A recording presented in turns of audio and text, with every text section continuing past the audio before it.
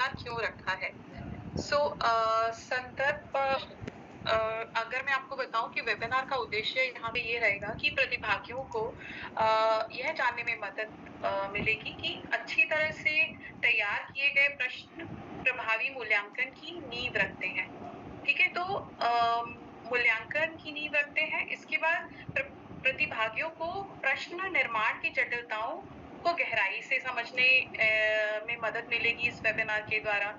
उसके बाद प्रश्नों को लिखने, उनकी समीक्षा करने, उनकी रेटिंग करने में आप लोगों को समझ में आएगा कि किस तरह से हम प्रश्न लिख सकते हैं, उनकी समीक्षा कर सकते हैं और उनके कौशलों को अलग-अलग कौशलों पर किस प्रकार हम प्रश्न बना सकते हैं। साथ में आप लोगों को यह भी जानने का मौका मिलेगा कि आकलन बनाने के लिए कि प्रश्न बनाना क्यों इतना आवश्यक है और उनके परिणामों को सटीक रूप से मापना भी उतना ही आवश्यक है। तो इसके बारे में हम चर्चा करेंगे आज।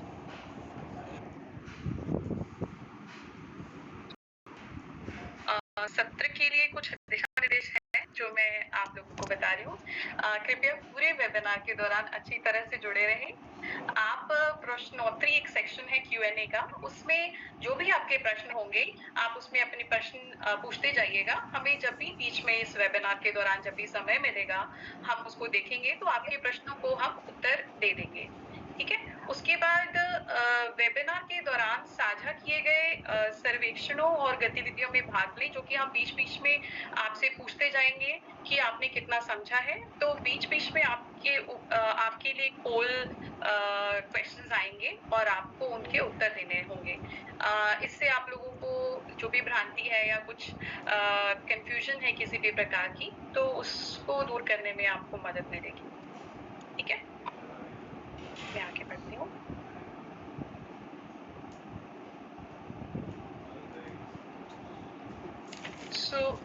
ये हमारा एजेंडा है आज का कि आज हम पहले दिन में क्या करने वाले हैं। हम आकलन के मुख्य सिद्धांतों के बारे में बात करेंगे, संज्ञानात्मक पक्ष के बारे में बात करेंगे और पाठ्यचर्या में जो भी प्राथमिकताएं हैं, किन प्राथमिकताओं को हमें पहले पढ़ाना चाहिए, उनके बारे में हम चर्चा करेंगे और उसके बाद बहुविकल्पीय प्रश्नों के निर्माण के बारे में चर्चा करेंगे कि किस प्रकार हम अच्छे प्रश्न बना सकते हैं। दिन 2 में वर्णनात्मक प्रश्नों के बारे में बताएंगे और ये जो कि कल होगा और प्रश्नों की समीक्षा हम करेंगे कल। तो मैं आगे बढ़ती हूँ। आकलन के मुख्य सिद्धांत। ठीक है? हाँ जी। Thank you so much Poonam. सभी पार्टिसिपेंट्स का मैं फिर से स्वागत करती हूँ आज के इस वर्कशॉप में। और जैसा कि पूनम और हिमांशी ने हमें बताया है कि आज का हमारा जो वर्कशॉप है वो इस बारे में है कि किस तरह से हम हमारे आकलन को बेहतर बनाने के लिए अच्छे प्रश्न बना सकते हैं। और अगर हमें आकलन को अच्छा करना है तो एक आकलन में क्या होता है, प्रश्न होते हैं, राइट? तो अगर हमारे प्रश्न उच्च गुणवत्ता के होंगे, अगर वह जांचेंगे जो हम जांचना चाहते हैं और अगर हम सोच समझकर अच्छे प्रश्न बनाएंगे तो हमारा आकलन अच्छा होगा और आकलन अच्छा होने से परीक्षा प्रणाली में भी उसी प्रकार सुधार आएगा। तो इसी बात पे आज हमारा मुख्य उद्देश्य और हमारा जोर रहेगा कि अच्छे आकलन क्या होते हैं, उनकी क्या शक्ति होती है। और जैसे कि नेशनल फोकस ग्रुप के एग्जाम रिफॉर्म्स में कहा गया है, परीक्षा प्रणाली का मूल क्या है? परीक्षा प्रणाली का मूल है एक परीक्षा पत्र। तो उस परीक्षा पत्र को हम कैसे अच्छे से अच्छा बना सकते हैं, इसी बारे में हम इन 2 दिनों में चर्चा करेंगे। चलिए पूनम, हम आगे बढ़ते हैं।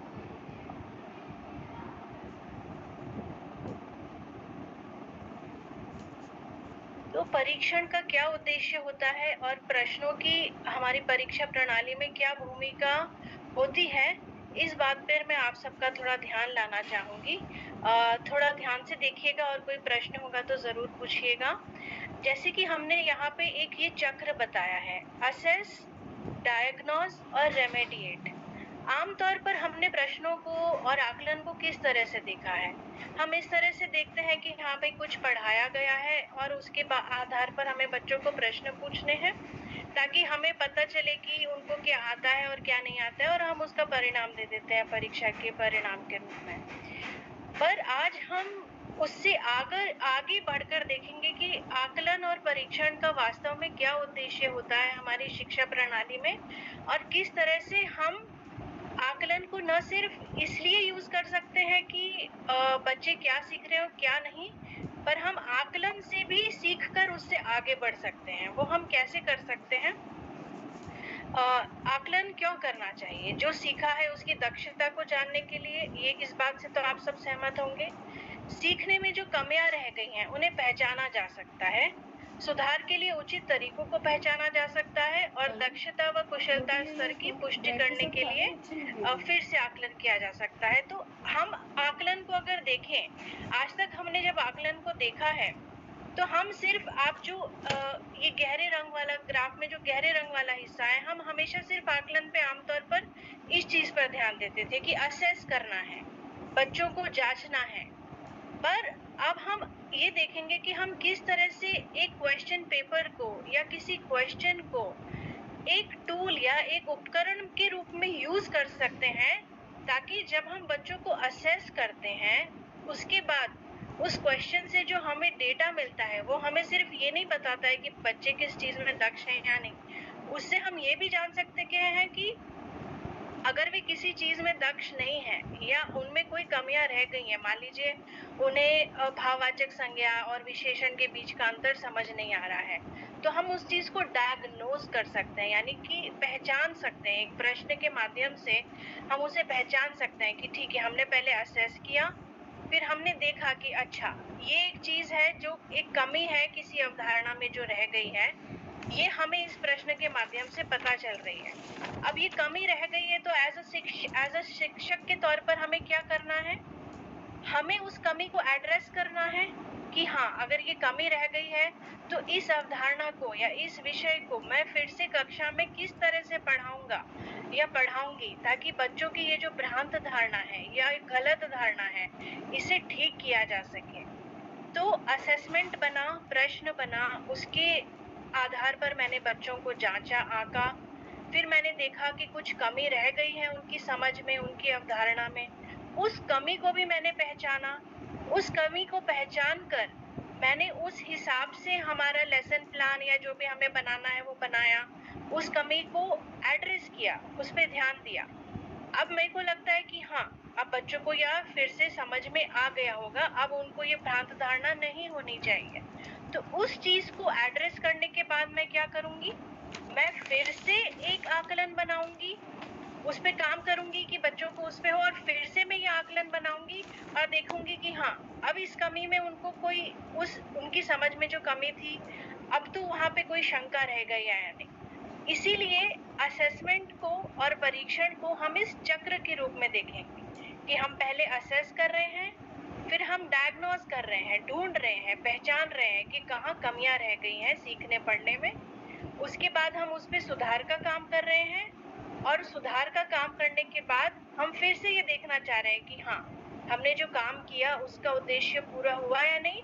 तो हम फिर से कहाँ पहुंच गए? हमारे असेस वाले चक्र पर पहुंच गए। तो ये एक निरंतर चक्र है। अगर आप शिक्षक के रूप पर इस पे रिफ्लेक्ट करेंगे तो आपको पता चलेगा कि ये एक निरंतर चक्र है जो इस तरह से चलता जाता है कक्षा में।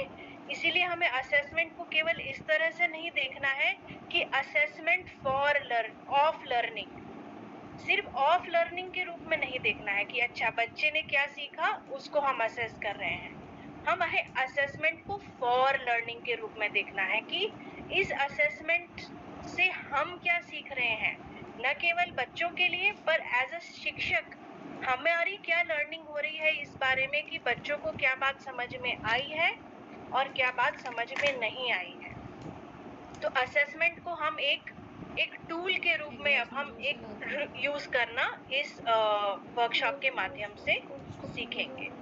तो मुख्य रूप से हमें इसी बात पर ध्यान देना है कि किस तरह से हमारे प्रश्न ज्यादा से ज्यादा अच्छे हों, ताकि हम असेसमेंट को एक टूल के रूप में यूज कर सकें, जिससे असेसमेंट लर्निंग के लिए बनाया जाए, ना सिर्फ इसलिए कि हमें यह जांचना है कि बच्चों की क्या लर्निंग हुई है और क्या नहीं। ठीक है, चलिए हम आगे बढ़ेंगे।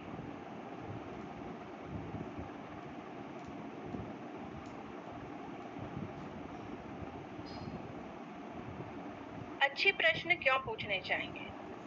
अच्छे प्रश्न इसलिए पूछने चाहिए क्योंकि विद्यार्थी जिस तरह से सीखते हैं उसका उनका प्रभाव पड़ता है उन प्रश्नों से। अच्छा प्रश्न वह होता है जो बच्चों को समझने, सोचने और समझने के लिए प्रोत्साहित करता है। अगर हम एक उदाहरण देखें, जैसे कि एक प्रश्न है संज्ञा के कितने प्रकार, वर्सेस ये दूसरा प्रश्न है कि सविता दुकान से सामान खरीद रही है। इसका अगला, इस वाक्य में कौन सा शब्द जातिवाचक संज्ञा है और वह जातिवाचक संज्ञा क्यों है? अब प्रश्न तो ये भी, पहला वाला प्रश्न भी पूछ रहा है संज्ञा के बारे में, दूसरा वाला प्रश्न भी पूछ रहा है संज्ञा के बारे में। पर पहले और दूसरे प्रश्न में क्या अंतर है? पहले प्रश्न का उत्तर वे सब बच्चे दे पाएंगे जिन्होंने एकदम रटकर पढ़ाई की है, परिभाषा समझ ली है, ये सब समझ लिया है कि हाँ संज्ञा ये होती है, उसके ये प्रकार होते हैं। पर जो दूसरा प्रश्न है उसका उत्तर केवल वे ही बच्चे दे पाएंगे जिन्होंने वास्तव में समझा है कि संज्ञा क्या होती है और किस आधार पे संज्ञा में प्रकार या भेद होते हैं। इसीलिए अगर हम पहले की जगह दूसरा प्रश्न पढ़ेंगे तो ऑटोमेटिकली हमारा जो आकलन है, जो असेसमेंट है, वो बेटर हो जाएगा, क्योंकि हम ऐसे प्रश्न बनाएंगे जो सोचने और समझने पर आधारित है, न केवल स्मरण या कि रट कर पढ़ने पर आधारित है। अगर हमारे असेसमेंट का ऑब्जेक्टिव ही चेंज हो जाएगा तो जो लर्निंग का आउटकम है, यानी कि जो हम बच्चों से चाहते हैं कि उन्होंने क्या सीखा, क्या समझा, वो आउटकम ही अपने आप चेंज हो जाता है। इसीलिए अच्छे प्रश्न बनाने चाहिए ताकि वे सोचने और समझने को प्रोत्साहित करें। नेक्स्ट, तो जैसा कि हमने पहले उदाहरण में भी देखा, अच्छे प्रश्न इसलिए पूछने चाहिए कि रट्टा मारकर सीखने और वास्तव में समझकर सीखने में जो अंतर है उसे पहचाना जा सकता है। हमने संज्ञा का उदाहरण देखा था। विशेषण में भी, विशेषण की परिभाषा क्या है हम बता सकते हैं। अगर मैंने पाठ पढ़ा है जो भी, तो मैं लिख दूंगी कि भाई शब्दों की जो विशेषता बताते हैं उन्हें विशेषण कहते हैं, और जिन्होंने वास्तव में समझ लिया है विशेषण क्या है वे इस प्रकार के प्रश्नों का उत्तर दे पाएंगे। अब देखिए जो ये, हाँ ठीक है, इट्स फाइन। और एक, हाँ it's okay Poonam, we can go ahead.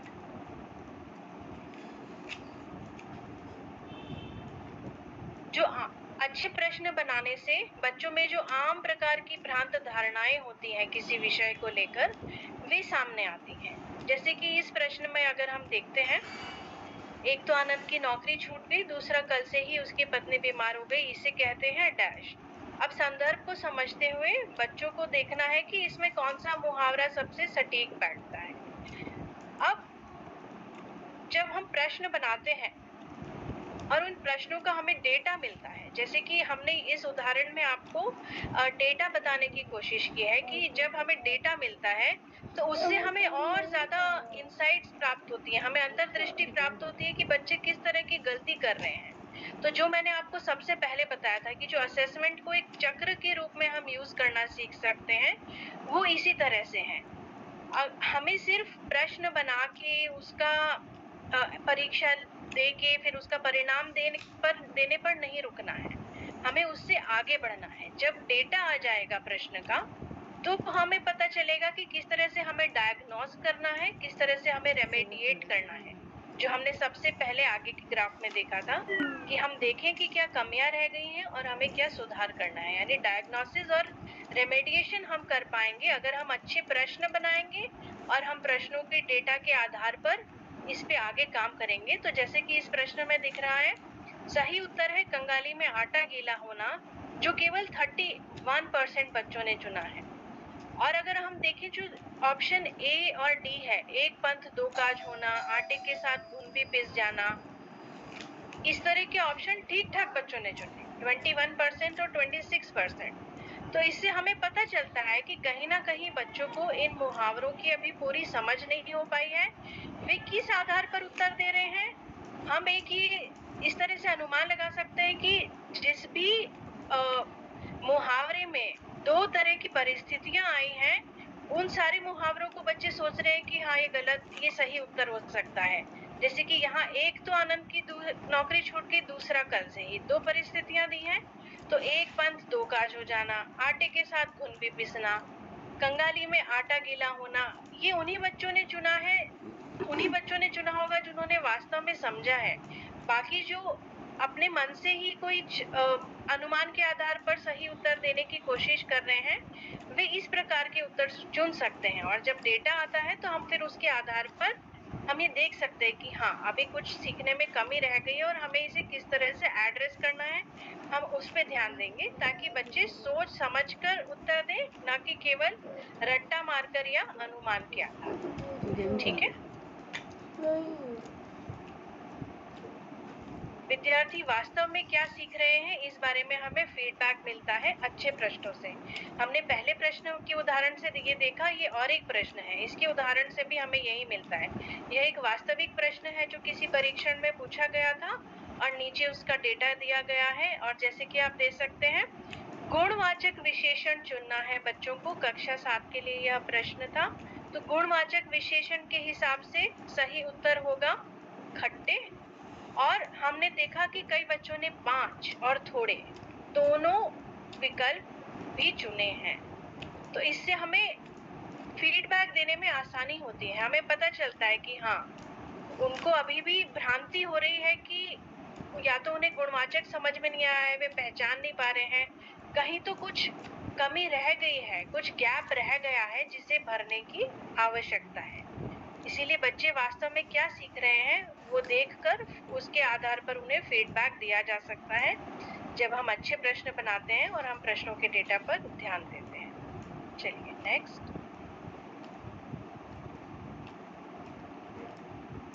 तो अगर हमने अभी जो भी उदाहरण देखे उनके माध्यम से हमने इन बातों पर ध्यान दिया कि अच्छे प्रश्न क्यों पूछने चाहिए, विद्यार्थी क्या सीख रहे हैं और क्यों सीख रहे हैं उस पर उनका प्रभाव पड़ता है। वास्तव में सीखने और सोच समझकर सीखने में, वास्तव में जो सीखने योग्य है उस पर ध्यान देने का हमें मौका मिलता है। विद्यार्थी जो सीख रहे हैं, जो विद्यार्थियों ने जो सीख लिया है या जो नहीं सीख पाए हैं, उस बारे में हमें फीडबैक देने और सुधार देने के लिए उचित निर्देश देने में सहायता मिलती है। उनके सोचने समझने की प्रक्रिया, उच्च स्तर के कौशल, तरीकों और आदतों को प्रोत्साहन मिलता है अच्छे प्रश्न बनाने से। रट्टा मारकर सीखने और समझकर सीखने में अंतर हम जान पाते हैं। बच्चों की जो आम गलतियां हैं या भ्रांत धारणाएं हैं, जैसे हमने उदाहरणों के माध्यमों से देखा, हम उन आम गलतियों और भ्रांत धारणाओं को इस तरह से पकड़ पाते हैं जब हम अच्छे प्रश्नों का निर्माण करते हैं। ठीक है, चलिए हम आगे बढ़ते हैं। तो अब आपके लिए एक पोल होगा, जैसा कि हमने पहले कहा था। हम आगे बढ़ने से, अभी तक हमने आपको जो भी बताया, जो भी आपने सुना, उसके आधार पर हम आपसे एक प्रश्न पूछेंगे। इस पोल का प्रश्न आपको अब स्क्रीन पे दिखेगा। आपके हिसाब से जो सही उत्तर है उसे आपको चुनना है। क्या आप सबको पोल का प्रश्न दिख रहा है? हाँ दीदी, ठीक है। पूनम, हम नेक्स्ट स्लाइड कर सकते हैं ताकि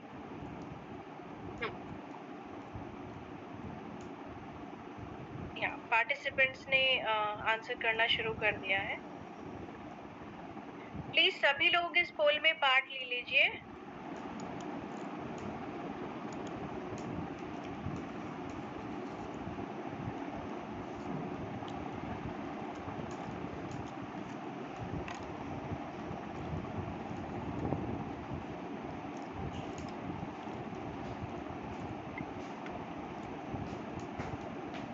क्या बनाया है? ये मत ऑनलाइन चल रही है।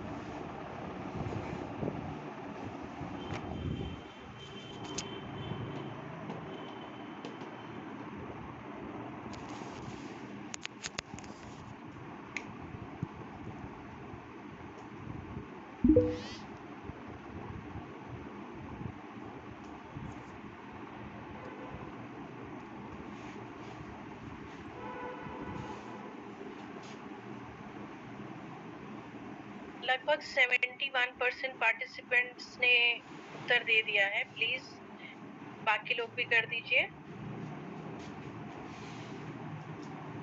हमारा अनुरोध है कि सभी लोग प्लीज इसमें पार्ट लें।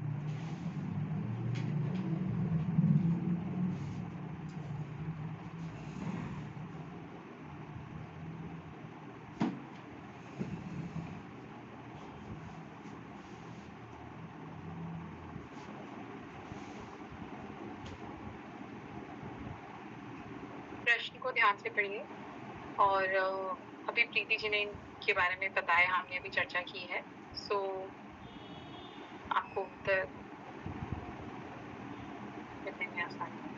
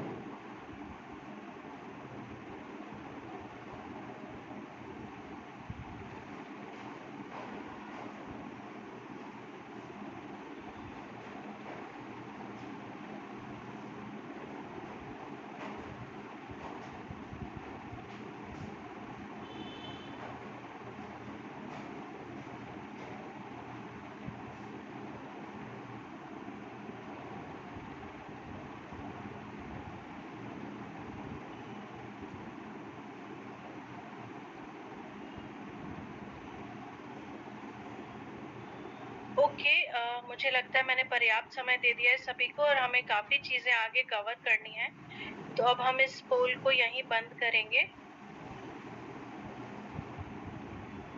और हम आगे बढ़ेंगे। जो हमारा प्रश्न था, हमें अच्छा प्रश्न क्यों पूछना चाहिए, लगभग अधिकतर लोगों ने सही जवाब दिया है। सोच को प्रोत्साहित करने के लिए और छात्रों के सीखने में जो अंतराल रह गया है, यानी कि जो गैप रह गया है, उसको पहचानने के लिए हमें अच्छे प्रश्न पूछने चाहिए।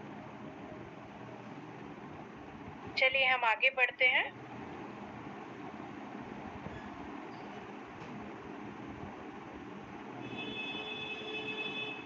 अब अच्छे प्रश्न कैसे बनाएं, किन बातों पर ध्यान दें, उन सब मुद्दों पर जाने से पहले हम आपको दो इम्पोर्टेंट टॉपिक्स के बारे में बताना चाहेंगे।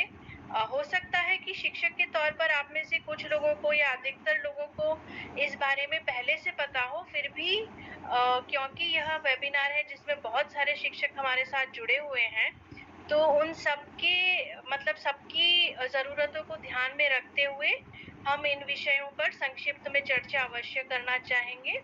तो जो सबसे पहला टॉपिक है वह है ब्लूम्स टैक्सोनॉमी, यानी कि संज्ञान और संज्ञानात्मक पक्ष जो होते हैं वे क्या होते हैं। जब कोई विद्यार्थी पढ़ता है या जब हम कोई ज्ञान हासिल करते हैं, तो उसमें हम किस स्तर के आधार पर सोचते हैं। द मेंटल एक्शन और process of acquiring knowledge and understanding through thought, experience and the senses. हम ज्ञान, समझ, विचार, अनुभव और जो हमारी इंद्रियां हैं उनके आधार पर किस तरह से सोचते हैं और किस तरह से ज्ञान को अर्जित करते हैं, वे उनके आधार पर ये संज्ञानात्मक पक्ष बनाए गए हैं। ब्लूम्स टैक्सोनॉमी का नाम इसे दिया जाता है। क्योंकि ब्लूम ने मानसिक प्रक्रियाओं की जटिलता और क्रम के अनुसार ज्ञानात्मक क्षेत्र के उद्देश्यों का वर्गीकरण किया है। यह पक्ष सूचनाओं, तथ्यों और ज्ञान को ग्रहण करने से संबंधित है। इस पक्ष के अंतर्गत आने वाले उद्देश्य ज्ञान के पुनः स्मरण, पहचान और बौद्धिक क्षमताओं के विकास से संबंधित होते हैं। ज्यादा थियरी पे ध्यान दिए बिना हम आगे बढ़ते हैं कि ये पक्ष क्या है और इन पक्षों को जानना हमारे लिए क्यों जरूरी है। प्रश्नों के संदर्भ में हमारे लिए इन पक्षों को जानना क्यों जरूरी है, उस पर हम बात करेंगे ज्यादा। तो ये जो पक्ष हैं, अगर उन्हें हम दो ब्रॉड वर्गों में देखना चाहें तो वो होंगे LOTS और HOTS, हॉट्स और लॉट्स इन्हें कहा जा सकता है। हॉट्स प्रश्न करके बहुत चर्चा रहती है। हॉट्स यानी कि हायर ऑर्डर थिंकिंग स्किल्स और लॉट्स यानी कि लोअर ऑर्डर थिंकिंग स्किल्स। तो अगर इन्हें हम संज्ञानात्मक पक्षों के रूप में देखेंगे तो नीचे से ऊपर जाते हुए सबसे पहला पक्ष होता है ज्ञान, यानी जो भी तथ्य हैं, जानकारी है, आंकड़े हैं, उनको याद करना। अगला होगा समझबूझ, यानी उसको समझना, और फिर अनुप्रयोग यानी उनका नए संदर्भों में प्रयोग करना। तो ये जो तीन है वो लोअर ऑर्डर थिंकिंग स्किल्स में आते हैं। और इसके आगे होता है विश्लेषण, संश्लेषण और मूल्यांकन। ये हॉट्स की कैटेगरी में आते हैं। एनालिसिस, सिंथेसिस और इवैल्यूएशन इन्हें अंग्रेजी में कहा जाता है। तो ये 6 इसके स्तर हैं इस टैक्सोनॉमी के, इन पक्षों के, और इन्हें इस तरह से देखा जा सकता है। सबसे निम्न स्तर होगा ज्ञान यानी कि केवल स्मरण, और सबसे ऊपर का स्तर होगा इवैल्यूएशन यानी कि मूल्यांकन करना। ठीक है, तो अभी मैं आगे बढ़ती हूँ। ये जो था ब्लूम्स टैक्सोनॉमी की पुरानी वाली थ्योरी थी, जिसमें उन्होंने बोला था कि मूल्यांकन होना चाहिए सबसे ऊपर। तो अब जो नई थ्योरी आई है उसमें कहा गया है कि सृजनात्मक, हाँ, वो सबसे ऊपर होता है। तो हम आगे उसके बारे में देखते हैं कि जब सबसे पहले स्मरण करना स्किल आती है तो उसमें किस प्रकार के प्रश्न होते हैं। तो स्मरण देखिए, 9 2 11 होना मुहावरे का क्या अर्थ है। तो इसमें हम क्या हो रहा है कि हम केवल इस प्रश्न में याद कर रहे हैं कि यदि छात्र को याद होगा तो वो इसका उत्तर देगा, याद नहीं होगा तो वो इस प्रश्न का उत्तर नहीं देगा। तो यह स्मरण पर आधारित प्रश्न हुआ। उसके बाद है अगला जो स्तर आता है वो समझ पर आधारित आता है। तो हम इसका एक उदाहरण देखेंगे प्रश्न का। इनमें से किस वाक्य में 9 2 11 होना मुहावरे का सही प्रयोग हुआ है। तो अब यदि बच्चे को 9 2 11 मुहावरे उसने याद किया है, उसके अर्थ को समझा है, तो अब वह वाक्य में प्रयोग के द्वारा उसको समझ रहा है कि वो किस वाक्य में 9 2 11 का सही प्रयोग हुआ है। ठीक है, तो क्या मुझे विकल्प पढ़ने चाहिए? क्या मैं आगे नो, इट्स फाइन, आप आगे बढ़ सकते हैं। ठीक है। तो लागू करना या अनुप्रयोग करना, इसको प्रयोग में लाना। इसका अगला स्तर आता है 9 2 11 होना मुहावरे का प्रयोग करते हुए एक वाक्य बनाइए। ठीक है, तो जिसने इसके अर्थ को याद रखा है, इसके अर्थ को समझा है, तभी वह अपने ज्ञान को इसमें अप्लाई कर पाएगा, अनुप्रयोग कर पाएगा, तभी वह इसका वाक्य बना पाएगा। अब अगला स्तर आता है विश्लेषण करना। विश्लेषण करना में प्रश्न में किस प्रकार के प्रश्न होंगे। पुलिस को देखकर चोर 9 2 11 हो गए। रेखांकित मुहावरे के स्थान पर समान अर्थ वाला कौन सा मुहावरा लिखा जा सकता है। यहाँ पे हम बच्चा क्या कर रहा है, एनालिसिस कर रहा है, विश्लेषण कर रहा है कि इसमें कौन सा मुहावरा इसके स्थान पर प्रयोग किया जा सकता है। चंपत होना, पानी पानी होना, सांप सूंघ जाना या कमर कस लेना। यदि उसको उस मुहावरे का अर्थ पता है, उसको समझा है, उसको लागू किया है, तभी वे दूसरे को लागू करके एनालिसिस करके दोनों अर्थों में तभी वो उसका उत्तर यहाँ पे लिख पाएगा, दे पाएगा। तो इसलिए यह विश्लेषण करना है। मैं आगे बढ़ती हूँ। मूल्यांकन करना। मूल्यांकन करना में इस प्रकार के प्रश्न होते हैं। जब परीक्षा के बारे में मैं प्रश्न पढ़ती हूँ, परीक्षा के बारे में सोचते ही मेरी नींद 9 2 11 हो गई और मैं किताबें खोलकर बैठ गई। इस वाक्य में 9 2 11 मुहावरे का उचित प्रयोग हुआ है। हाँ या नहीं का कारण बताते हुए 50 या 60 शब्दों में उत्तर लिखें। तो अब आपको यहाँ पर दो मुहावरों की तुलना करनी है। 9 2 11 मुहावरे की तुलना करनी है और आपको बताना है कि क्या इसमें इसका प्रयोग हुआ है। और फिर उसके बाद अपना निर्णय, जहाँ पे आपको बताना हो, आपका अपना निर्णय होता है, वो आपको यहाँ पे लिखना होगा। मैं आगे बढ़ती हूँ। रचना करना, मैं आशा करती हूँ आप सभी को ये स्पष्ट हो रहा है। रचना करना जो कि संज्ञानात्मक पक्ष का अंतिम स्तर है। रचना करना, सृजन करना, कुछ नया क्रिएट करना। तो अब वही मुहावरे से हम सृजन करना से किस प्रकार के प्रश्न बना सकते हैं, ये हम एक उदाहरण में देखेंगे कि एक लघु कहानी लिखिए जिसका अंतिम वाक्य यह होना चाहिए, मामा जी को कमरे में बाहर आते ही वे 9 2 11 हो गए। सो अब बच्चा उसको पूरा कहानी लिखेगा, ये सोच के कि 9 2 11 हो गए मुहावरे को मुझे इससे समाप्त करना है। तो यहाँ पे वो कुछ सृजन करेगा, कहानी सृजन करेगा। सो इस तरह से हम संज्ञानात्मक पक्ष के विभिन्न स्तरों को हमने देखा और समझा। अब मैं आगे बढ़ती हूँ। कभी कभी आप लोगों को लगता होगा कि यहाँ पे थोड़ा सा कंफ्यूजन है, कभी कभी 2-3 चीजें एक साथ हो जाती हैं। स्मरण करना में बिल्कुल सही है। स्मरण पर आधारित जो प्रश्न हम स्मरण पर आधारित होते हैं उनका सीधा सीधा उत्तर आप दे सकते हैं, ठीक है। समझ पर आधारित होते हैं तो बच्चों को समझने के लिए सोच समझ के उस प्रश्न का उत्तर देना होता है। यदि बच्चे ने याद किया है तो अगला स्तर है समझ, तभी वो उसका उत्तर दे पाएगा। अब अगले प्रयोग पे जो हमने लागू करना, विश्लेषण करना, मूल्यांकन करना और रचना करना, हमने इनको अधिकतर अनुप्रयोग पर आधारित स्किल में रखा है, क्योंकि कभी कभी क्या होता है कि ये ओवरलैप करती हैं स्किल्स। लागू करना, विश्लेषण करना, कभी कभी एक ही प्रश्न में दोनों चीजें आ जाती कभी कभी, तो इस वजह से हमने इन सभी स्किल्स को अनुप्रयोग में रखा है। हाँ पूनम, ये पॉइंट आपने बहुत अच्छा बताया कि ऐसा जरूरी नहीं है कि एक प्रश्न केवल मतलब मूल रूप से वो एक संज्ञानात्मक पक्ष पर आधारित होगा, पर जो है वो जो पक्षों का ओवरलैप है वो हमेशा रहेगा कि जो प्रश्न समझ पर आधारित है उसमें जैसे थोड़ा तो स्मरण होगा ही, राइट। तो उसी तरह से जो अनुप्रयोग पर आधारित प्रश्न है उनमें लागू करना, रचना करना, इन सब का मेल जोल हो सकता है, उसमें कोई दिक्कत नहीं है। पर पूर्णतः एक ही संज्ञानात्मक पक्ष पर वो पूरी तरह से आधारित हो ऐसा होता नहीं है जनरली, उसमें ओवरलैप रहता है, राइट। हाँ, अनुप्रयोग पर आधारित जब हम प्रश्न बनाते हैं, खास तौर पर खास करके खास तौर पर ये जो हायर ऑर्डर वाले क्वेश्चंस होते हैं उनमें सब चीजों का मिश्रण होता है। मैं आगे बढ़ती हूँ जी।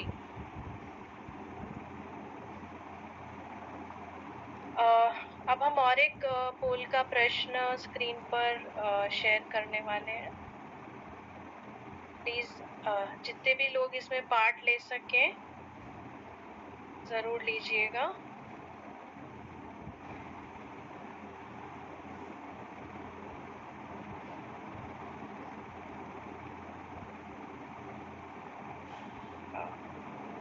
आई होप स्क्रीन पर आपको दिख रहा होगा क्वेश्चन अभी। मैंने Q&A में पढ़ा कि कुछ लोगों को कुछ विकल्प नहीं दिख रहे थे, ऐसे कुछ प्रश्न दिखने में दिक्कत होनी तो नहीं चाहिए, फिर भी हो रही हो तो बताइएगा प्लीज।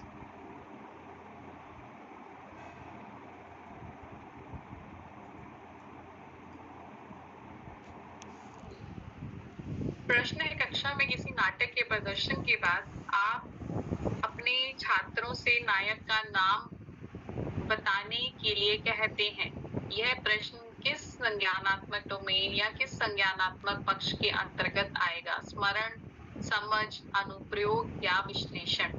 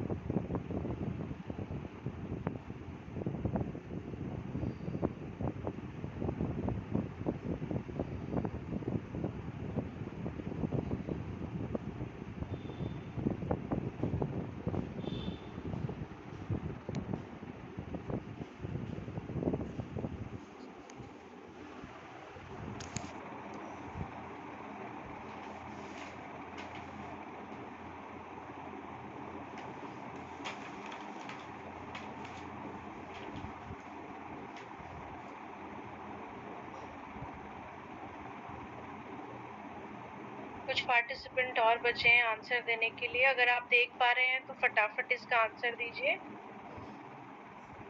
और फिर हम आगे बढ़ते हैं, हमें और काफी चीजें कवर करनी है।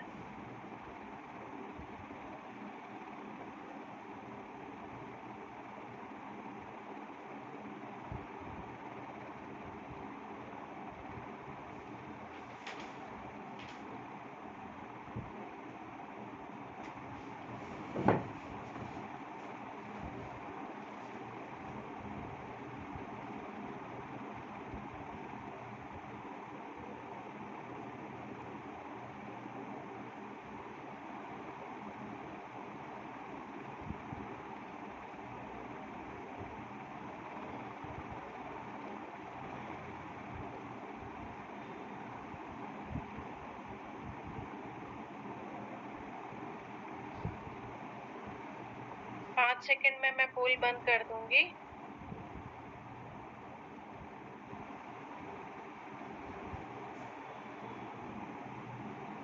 ओके, जिन्होंने भी पार्ट लिया उन सबका बहुत बहुत धन्यवाद। जैसा कि प्रश्न में लिखा था, नाटक के प्रदर्शन के बाद छात्रों को नायक का नाम बताने के लिए कहा गया। नायक का नाम बताने का क्या अर्थ हुआ? स्मरण करना कि क्या था उसका नाम। तो इसका उत्तर है स्मरण के संज्ञानात्मक स्तर पर ये आधारित था प्रश्न। चलिए हम आगे बढ़ते हैं अब।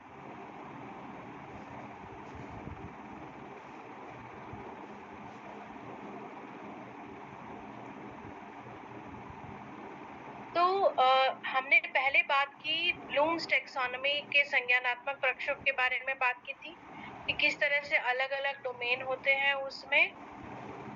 अब हम एक नई कॉन्सेप्ट के बारे में बात करेंगे। इसको समझने में थोड़ा समय लग सकता है, पर मैं जितना हो सकेगा उतना अच्छी तरह से समझाने की कोशिश करूंगी। आपको बस इन बातों पर ध्यान देना है कि किस तरह से ये प्रश्न जो आप बनाना चाहते हैं उसमें ये आपके लिए उपयोगी होगा।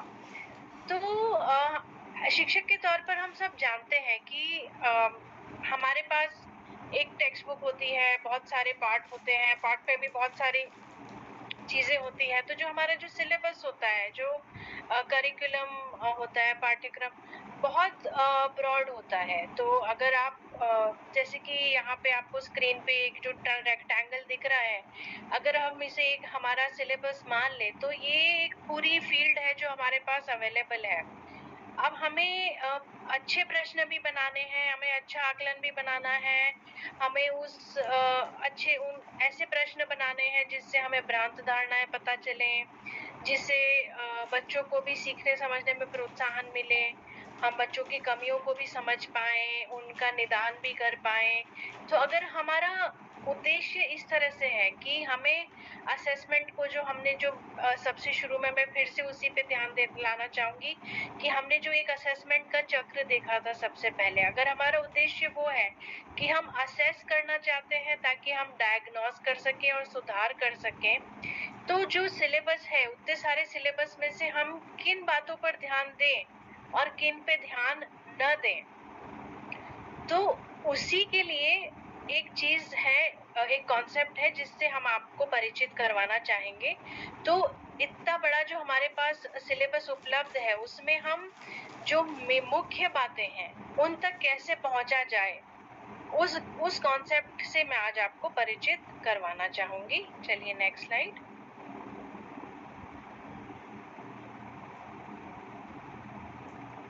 तो हमने देखा कि हमारे पास बहुत बड़ा सिलेबस होता है और हमें किस चीज को टेस्ट करना है, किसे नहीं करना है, किस पे कितना ध्यान देना है, किस पर कितना ध्यान नहीं देना है और क्यों नहीं देना है या उसका कारण क्या है, हम उसे इस डायग्राम डायग्राम के रूप में देख सकते हैं। तो अगर जी इसका जो सबसे बड़ा गोला है अगर आप देखें तो हम इस सबसे बड़े गोले को मान सकते हैं कि हमारा पूरा सिलेबस। तो हम इसे 3 भागों में डिवाइड कर सकते हैं। सबसे पहला होगा वर्थ बीइंग फैमिलियर विद, यानी कि कुछ ऐसी चीजें जो विद्यार्थियों को पता होनी चाहिए कि हाँ उन्हें सुना जा सकता है, पढ़ा जा सकता है, देखा जा सकता है, उनके बारे में और जाना जा सकता है, यानी कि हाँ, इनसे परिचित हुआ जा सकता है। तो ये एक कैटेगरी हो जाएगी। दूसरी कैटेगरी होगी important to know and do, यानी कि ये वो कैटेगरी होगी जो उस विषय या पाठ से संबंधित पूनम, हाँ जी, थैंक यू पूनम, जो उस विषय या पाठ से संबंधित मुख्य तथ्य, अवधारणाएं और कौशल होंगी, या अगर साइंस की बात करें तो क्या प्रक्रियाएं हैं, क्या पद्धतियां हैं इत्यादि। तो जो सबसे महत्वपूर्ण बातें हैं उस पाठ या विषय से संबंधित, ये नेक्स्ट कैटेगरी होगी। और एक तीसरी कैटेगरी होगी एंड्योरिंग अंडरस्टैंडिंग। एंड्योरिंग अंडरस्टैंडिंग मतलब ऐसी अंडरस्टैंडिंग, ऐसी समझ जो हमेशा रहनी चाहिए, उस पाठ की ऐसी अवधारणा जो हमेशा एक विद्यार्थी को समझ में आनी चाहिए। क्यों? क्योंकि यह वह अवधारणा है या यह वह कौशल या यह वह तथ्य है जिसके बिना विद्यार्थी आगे नहीं बढ़ सकता या वह आगे नहीं बढ़ सकती। अगर उसे अगले लेवल पे जाना है, अगले ग्रेड पे जाना है या अपने कौशल को बेहतर बनाना है, उसके लिए यह अवधारणा बहुत महत्वपूर्ण है। तो इस तरह से अगर हम हमारे सिलेबस को 3 हिस्सों में, 3 कैटेगरीज में देख लेंगे कि हाँ, इससे केवल परिचित हो जाए यह काफी है। अगली चीज ये है कि इसको जान ले, समझ ले, यह काफी है। पर जो सबसे महत्वपूर्ण चीज है यह उन्हें जरूर आनी ही चाहिए।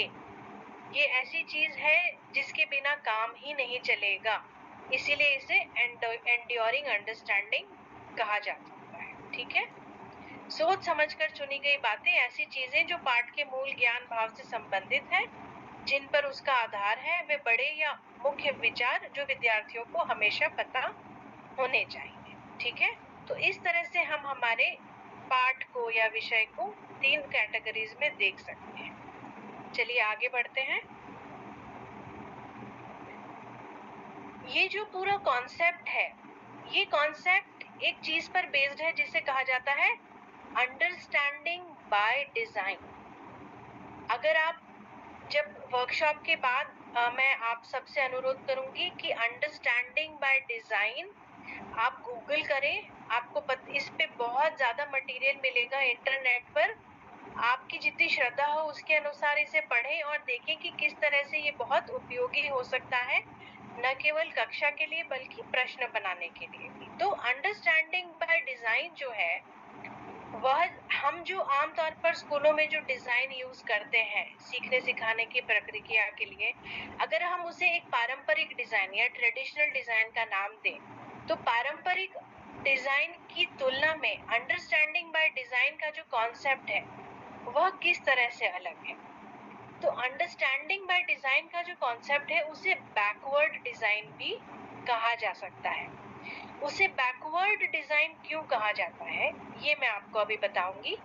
उसके लिए हम सबसे पहले ये देखते हैं कि जो पारंपरिक डिजाइन जो होती है हमारी, वो कैसी होती है। सबसे ऊपर आप देखिए, पारंपरिक डिजाइन में वह पारंपरिक डिजाइन विषय संचालित होती है, एक टॉपिक ड्रिवन अप्रोच होती है, जिसमें हमारे पास कोई पाठ है या कुछ पाठों का समूह है या कुछ सिलेबस है, हम उन सबको तैयार करते हैं। हम क्या करते हैं, उसको तैयार करते हैं, हम वो सिखाते हैं। सिखाने के बाद हम क्या करते हैं, उस टॉपिक के लिए हम टेस्ट लेते हैं और उस टेस्ट के आधार पर क्या होता है, विद्यार्थियों की जो लर्निंग रिपोर्ट है, जो रिपोर्ट कार्ड है, उन्हें मार्क्स देने हैं या ग्रेड देनी है या और जो भी लिखना है उनके बारे में वो लिखते हैं। तो ये एक ट्रेडिशनल डिजाइन हो गई जो इस तरह से टॉपिक से शुरू होती है या पार्ट से शुरू होती है और विद्यार्थियों की जो रिपोर्ट बनती है, लर्निंग का जो कार्ड बनता है, उस पे खत्म होती है। लेकिन अंडरस्टैंडिंग बाय डिजाइन जो कॉन्सेप्ट है वह इसका बिल्कुल उल्टा है, बिल्कुल विपरीत है, इसीलिए इसे बैकवर्ड डिजाइन का नाम दिया गया है।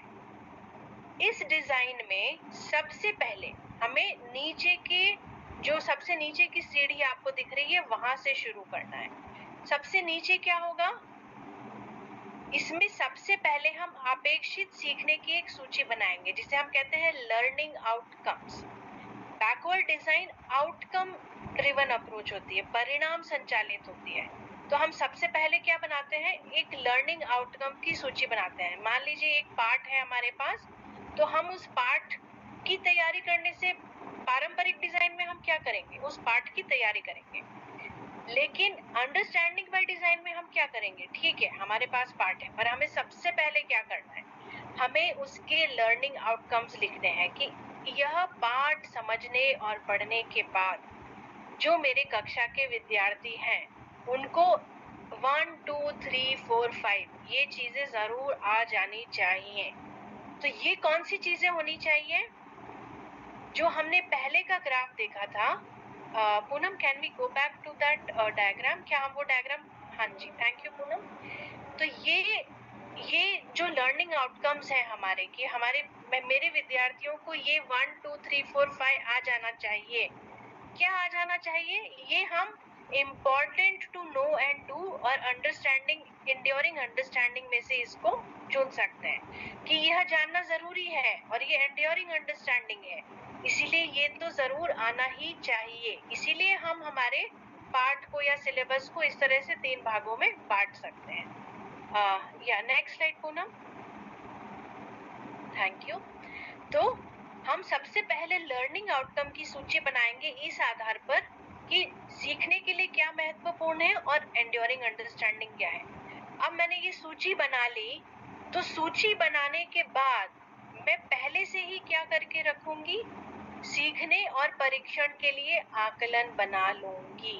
यस, हम पहले लर्निंग आउटकम बनाएंगे और फिर हम हमारा असेसमेंट पहले से ही बना देंगे कि मान लीजिए ये अवधारणा मुझे सिखानी है, इस अवधारणा में बच्चों को ये जरूर आना चाहिए। और अगर बच्चों को ये सब आना चाहिए तो मुझे कैसे पता चलेगा कि उन्हें ये आया है या नहीं, मुझे उनकी टेस्टिंग करनी पड़ेगी। उनकी टेस्टिंग के लिए मुझे क्या करना पड़ेगा, एक आकलन बनाना पड़ेगा। तो लर्निंग आउटकम्स लिखने के बाद मैं आकलन बना लूंगी कि ठीक है ये मेरे लर्निंग आउटकम्स हैं और इस पाठ के आधार पर मैं अपने विद्यार्थियों को ये इस तरह के प्रश्न पूछना चाहता हूँ या पूछना चाहती हूँ। ठीक है, अब मुझे पता है कि मैं चाहती हूँ कि मेरे कक्षा के हर एक विद्यार्थी को ये सब आना ही चाहिए और ये सब आने के लिए उन्हें ये परीक्षा देनी ही पड़ेगी। तो जब मुझे पता है कि उन्हें ये सब आना चाहिए और इसके लिए उन्हें इस तरह के आकलन का हिस्सा होना पड़ेगा, तो अब मैं इन दोनों चीजों के आधार पर क्या करूंगी, अपने सीखने की जो विषय वस्तु है या जो टॉपिक है, जो लेसन प्लान है, इन दोनों चीजों के आधार पर मैं उसको तैयार करूंगी। जब हम बैकवर्ड डिजाइन की तरफ जाते हैं तो हमें इससे ये मदद मिलती है कि हमें जो लर्निंग आउटकम्स हैं ये पहले से ही पता होते हैं। हमें पहले से ही पता होता है कि हाँ मेरे हर एक विद्यार्थी को यह आना ही चाहिए और उन्हें ये आना ही चाहिए, इसीलिए मैं ऐसा असेसमेंट बनाऊंगी जिसपे उन्हें आंका जाए और उसके आधार पर मैं अपना लर्निंग प्लान बनाऊंगी, ताकि लर्निंग प्लान में अब ये सम्मिलित हो गया है कि हाँ ये आना चाहिए, तो इसको कैसे पढ़ाया जाए। अगर जांच उनके परफॉर्मेंस को हम इस आकलन पे जांचेंगे तो उन्हें कैसे पढ़ाया जाए ताकि वे इस असेसमेंट में उत्तीर्ण हो पाएंगे।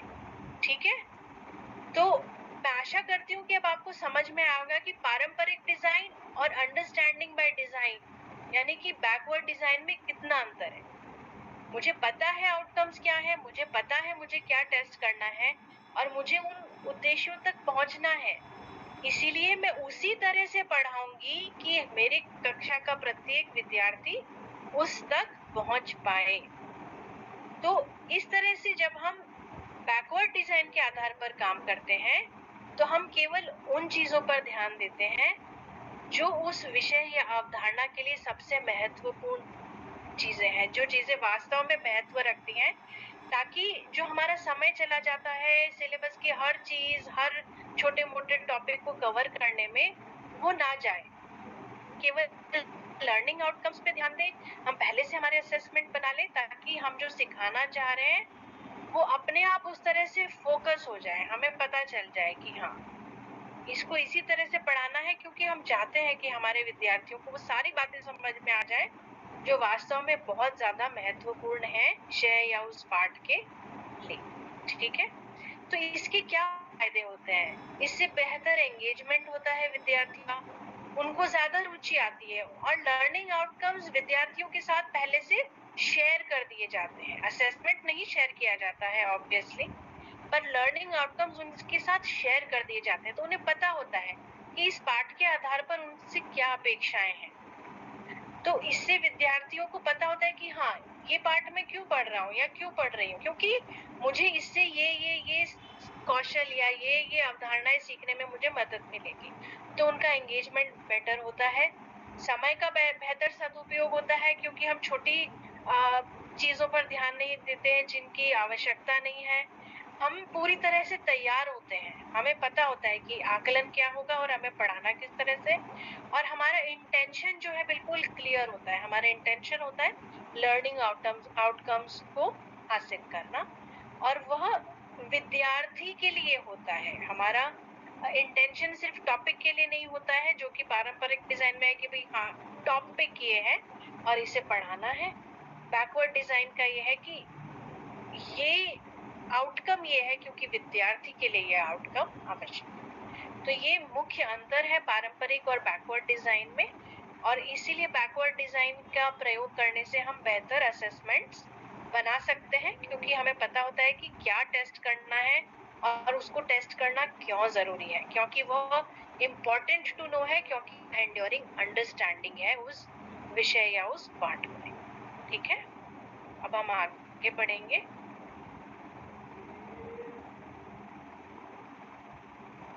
कुछ उदाहरण देखते हैं जो मैंने बताया था उसी के आधार पर। जैसे कि अगर हम संज्ञा पढ़ा रहे हैं तो व्याकरण संज्ञा के क्या, हम संज्ञा क्यों पढ़ते हैं? क्योंकि संज्ञा व्याकरण में काम आती है ना। तो व्याकरण में संज्ञा का क्या महत्व है यह पता चल जाता है, या पर ये इसका क्या, ये सिर्फ जानने की आवश्यकता है। इसको हम इम्पोर्टेंट टू नो या एंड्योरिंग में लेने की हमें जरूरत नहीं। इम्पोर्टेंट क्या है कि संज्ञा के प्रकार क्या है, संज्ञा की परिभाषा क्या है, यह जानना जरूरी है। अगर हमें संज्ञा की समझ चाहिए तो यह जानना जरूरी है, पर इसकी एंड्योरिंग अंडरस्टैंडिंग क्या है, वाक्य में संज्ञा को कैसे पहचाने, व्यक्तिवाचक और जातिवाचक संज्ञा के बीच में क्या अंतर है, ये जानना जरूरी है। जब हमने तीनों भेद पढ़ लिए तो भाववाचक संज्ञा और विशेषण के बीच क्या अंतर है, यह जानना जरूरी है, क्योंकि ये इस तरह की अवधारणा है जिसमें बहुत सारे विद्यार्थियों को क्या होता है, भ्रांत धारणाएं होती है।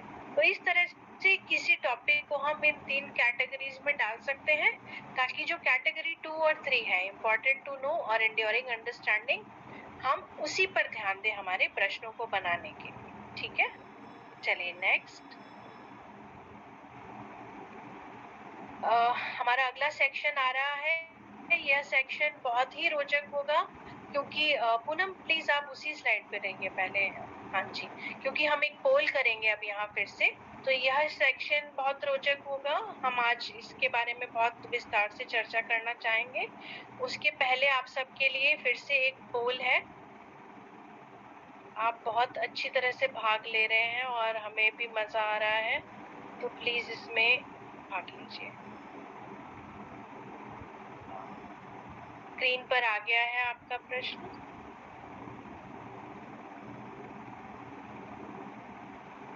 ओके,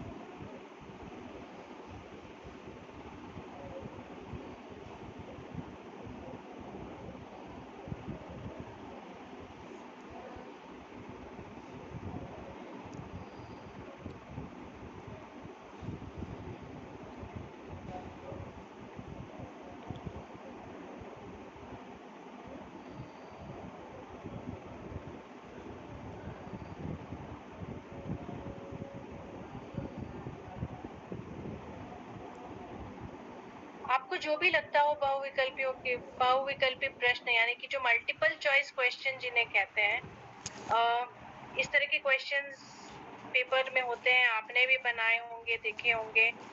उसके बारे में आपको जो भी लगता है उसके आधार पर आप इसका उत्तर दीजिए। और जैसे जैसे हम हमारे वर्कशॉप में आगे बढ़ेंगे उसके बाद आप सोचिएगा, जब आप इस प्रश्न के बारे में कि आपने जो उत्तर दिया था, आपकी जो धारणा थी मल्टीपल चॉइस क्वेश्चंस के बारे में, वो कैसी धारणा थी, क्या उस धारणा में बाद में कोई बदलाव होगा या नहीं, उस पे आप रिफ्लेक्ट कर पाएंगे इस प्रश्न के आधार पर। ठीक है, जितने भी लोग भाग ले सकते हैं प्लीज लीजिए। कुछ सेकंड्स और मैं इस प्रश्न को रहने दूंगी यहाँ पर।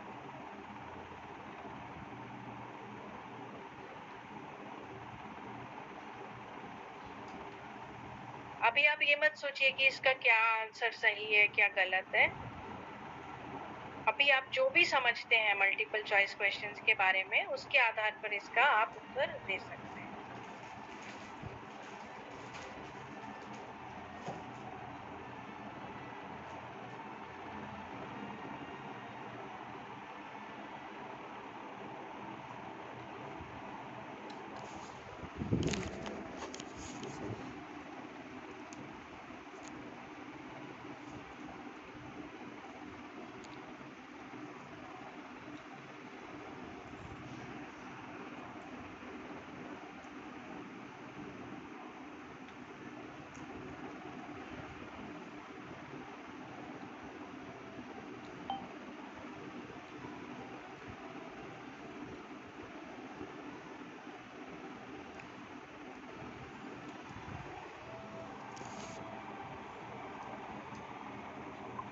स्टॉप कर दे।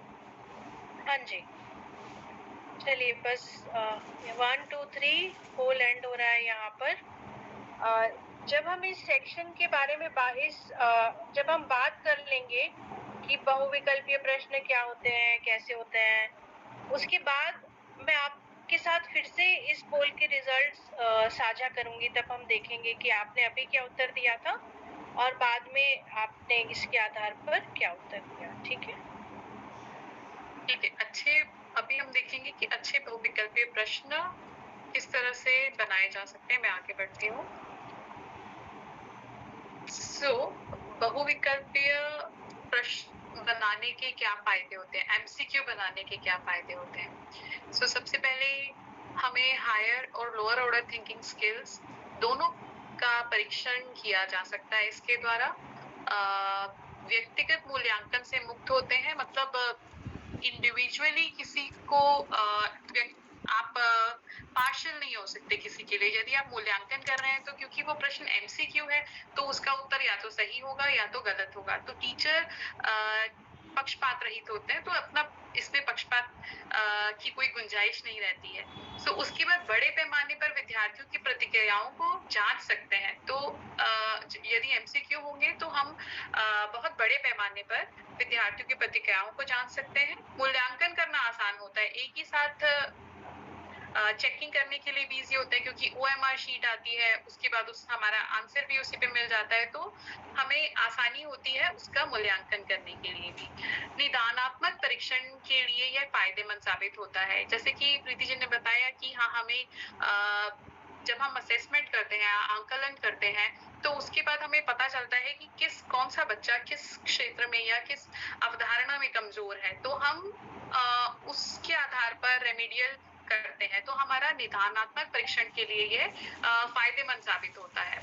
विद्यार्थियों को खुद से समझकर सीखने में भी मदद मिलती है। जब विद्यार्थी 4 विकल्पों में से एक विकल्प का चुनाव करते हैं तो वो खुद भी समझते हैं कि अच्छा ये विकल्प क्या हो सकता है, यहाँ पे ये लिखा हुआ, तो वो अपने सोच समझकर उचित निर्णय पर पहुंचने की कोशिश करते हैं।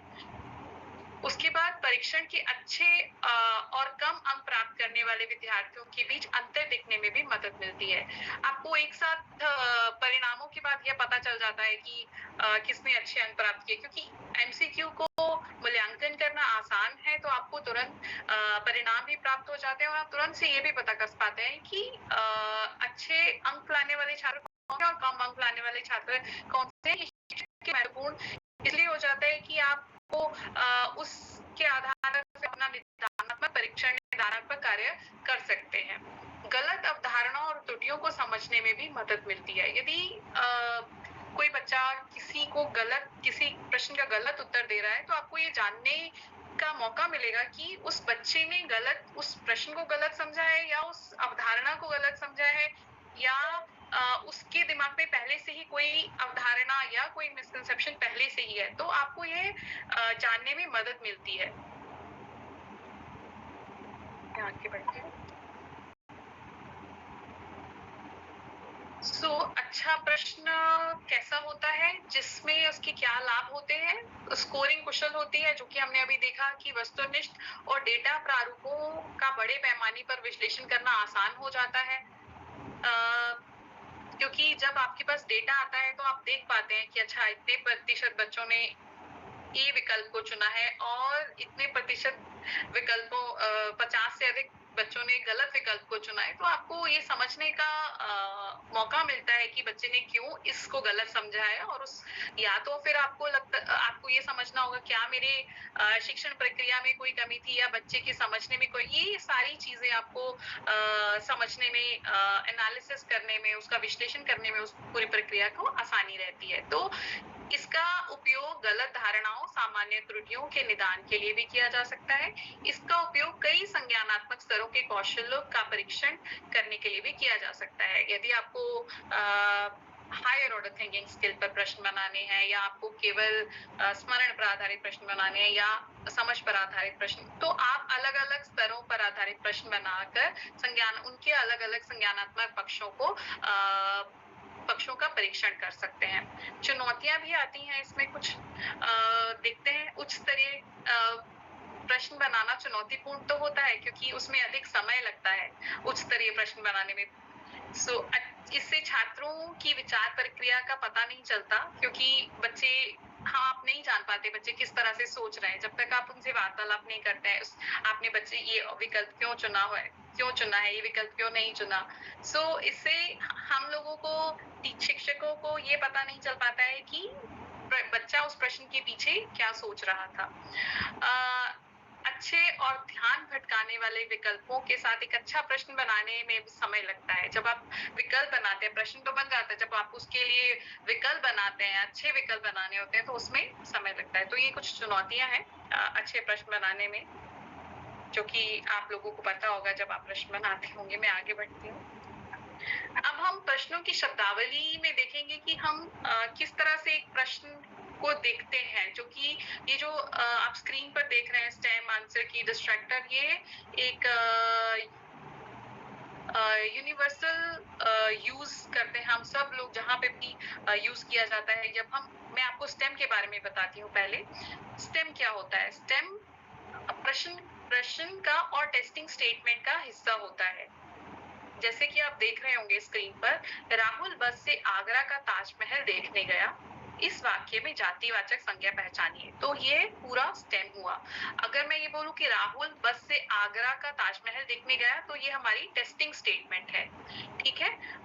अब हम जब विकल्पों की बात करते हैं, तो हम जो गलत विकल्प होते हैं उनको हम डिस्ट्रैक्टर्स बोलते हैं, रॉन्ग ऑप्शंस या इनकरेक्ट रिस्पॉन्सेस, ये सब हम बोलते हैं। जो हमारा उत्तर होता है उसको हम आंसर की बोलते हैं। की अब मैं आगे बढ़ती हूँ। हम अब यहाँ पर कुछ अलग अलग तरह के बहुविकल्पीय प्रश्न देखेंगे कि किस तरह के बहुविकल्पीय प्रश्न देखने को मिलते हैं। एक यहाँ पर प्रश्न है, सरल प्रश्न, जो कि जिसमें प्रश्न पूछा गया है और उनके विकल्प हैं 4। और इधर आप देखेंगे कि हमने एक टेस्टिंग स्टेटमेंट दी है और वाक्य को पूरा करने के लिए सही वर्तनी वाला शब्द।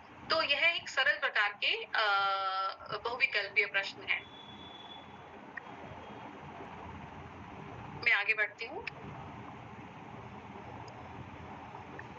जटिल, जिसको हम कॉम्प्लेक्स एमसीक्यू बोलते हैं। कॉम्प्लेक्स एमसीक्यू में हम इस प्रकार के प्रश्नों का निर्माण तब करते हैं जब हमारे पास एक से ज्यादा उत्तर सही होते हैं। जैसे आप ये प्रश्न देखेंगे कि इनमें से किस या किन वाक्यों में मेला शब्द का प्रयोग होगा। उसका जूता बहुत डैश है, हम सब कल डैश देखने गए, या डैश कपड़ा धुलने के लिए डाल दो। तो विकल्प केवल ख, केवल ग, क और ख, क और ग। तो इस प्रकार के प्रश्नों को हम कॉम्प्लेक्स एमसीक्यू या जटिल प्रश्न बोलते हैं। ये भी एक प्रश्न का एमसीक्यू प्रश्न का एक प्रकार है। आगे देखते हैं संदर्भ पर आधारित प्रश्न। जब हम स्टेटमेंट देते हैं कुछ, तब हम उनको बोलते हैं संदर्भ पर आधारित प्रश्न। जैसे यहाँ पर दिया गया है, रोहन डैश मनोज, मैं कल 8 बजे अपने घर गया था। ऊपर दिए गए संवाद को उचित विकल्प चुनकर पूरा कीजिए।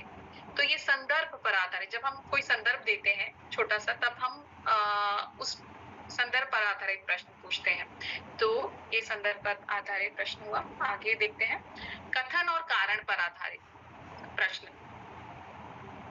जिसमें ये रीडिंग कॉम्प्रिहेंशन एक अपठित छोटा सा गद्यांश दिया गया है और उस पर आधारित हमने एक कथन और एक कारण लिया। मैं जल्दी से इसको पढ़ देती हूँ। एक बुद्धिमान राजा था, उसका साम्राज्य काफी बड़ा था, उसके राज्य में प्रजा हर तरह से खुशहाल थी। राजा को अपने उत्तराधिकारी की तलाश थी। उसके 3 बेटे थे। राजा इस पुरानी परंपरा को नहीं निभाना चाहता था, क्योंकि चाहता था कि सबसे बड़े बेटे को ही गद्दी पर बिठाया जाए। वह सबसे बुद्धिमान और काबिल बेटे को सत्ता सौंपना चाहता था, इसलिए राजा ने तीनों की परीक्षा लेने का फैसला किया। अब यहाँ पर हमने कथन दिया है कि राजा अपने बेटों की परीक्षा लेना चाहता था। कारण है, राजा को बुद्धिमान लोग पसंद थे। ये एक नई तरह का प्रश्न है। कथन अ और उसका कारण ब दोनों सही है। ब और अ की सही व्याख्या है। कथन अ और उसका कारण ब दोनों सही है, पर ब में अ की गलत व्याख्या है। कथन अ सही है पर कारण ब गलत है। कथन अ गलत है पर कारण ब सही है। तो इस तरह के जब आप कथन और कारण वाले प्रश्न पूछते हैं, तो आप कथन और उसका कारण देते हैं कि हाँ, वो कथन आपने दिया हुआ है और उसका कारण क्या है। तो यह प्रश्न अधिकतर पूरे गद्यांश को समझने के लिए एक ही प्रश्न काफी रहता है, और ये अधिकतर अनुप्रयोग पर आधारित प्रश्न होते हैं।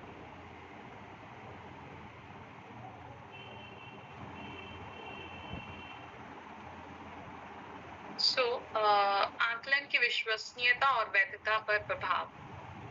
प्रीति, आप इधर हैं?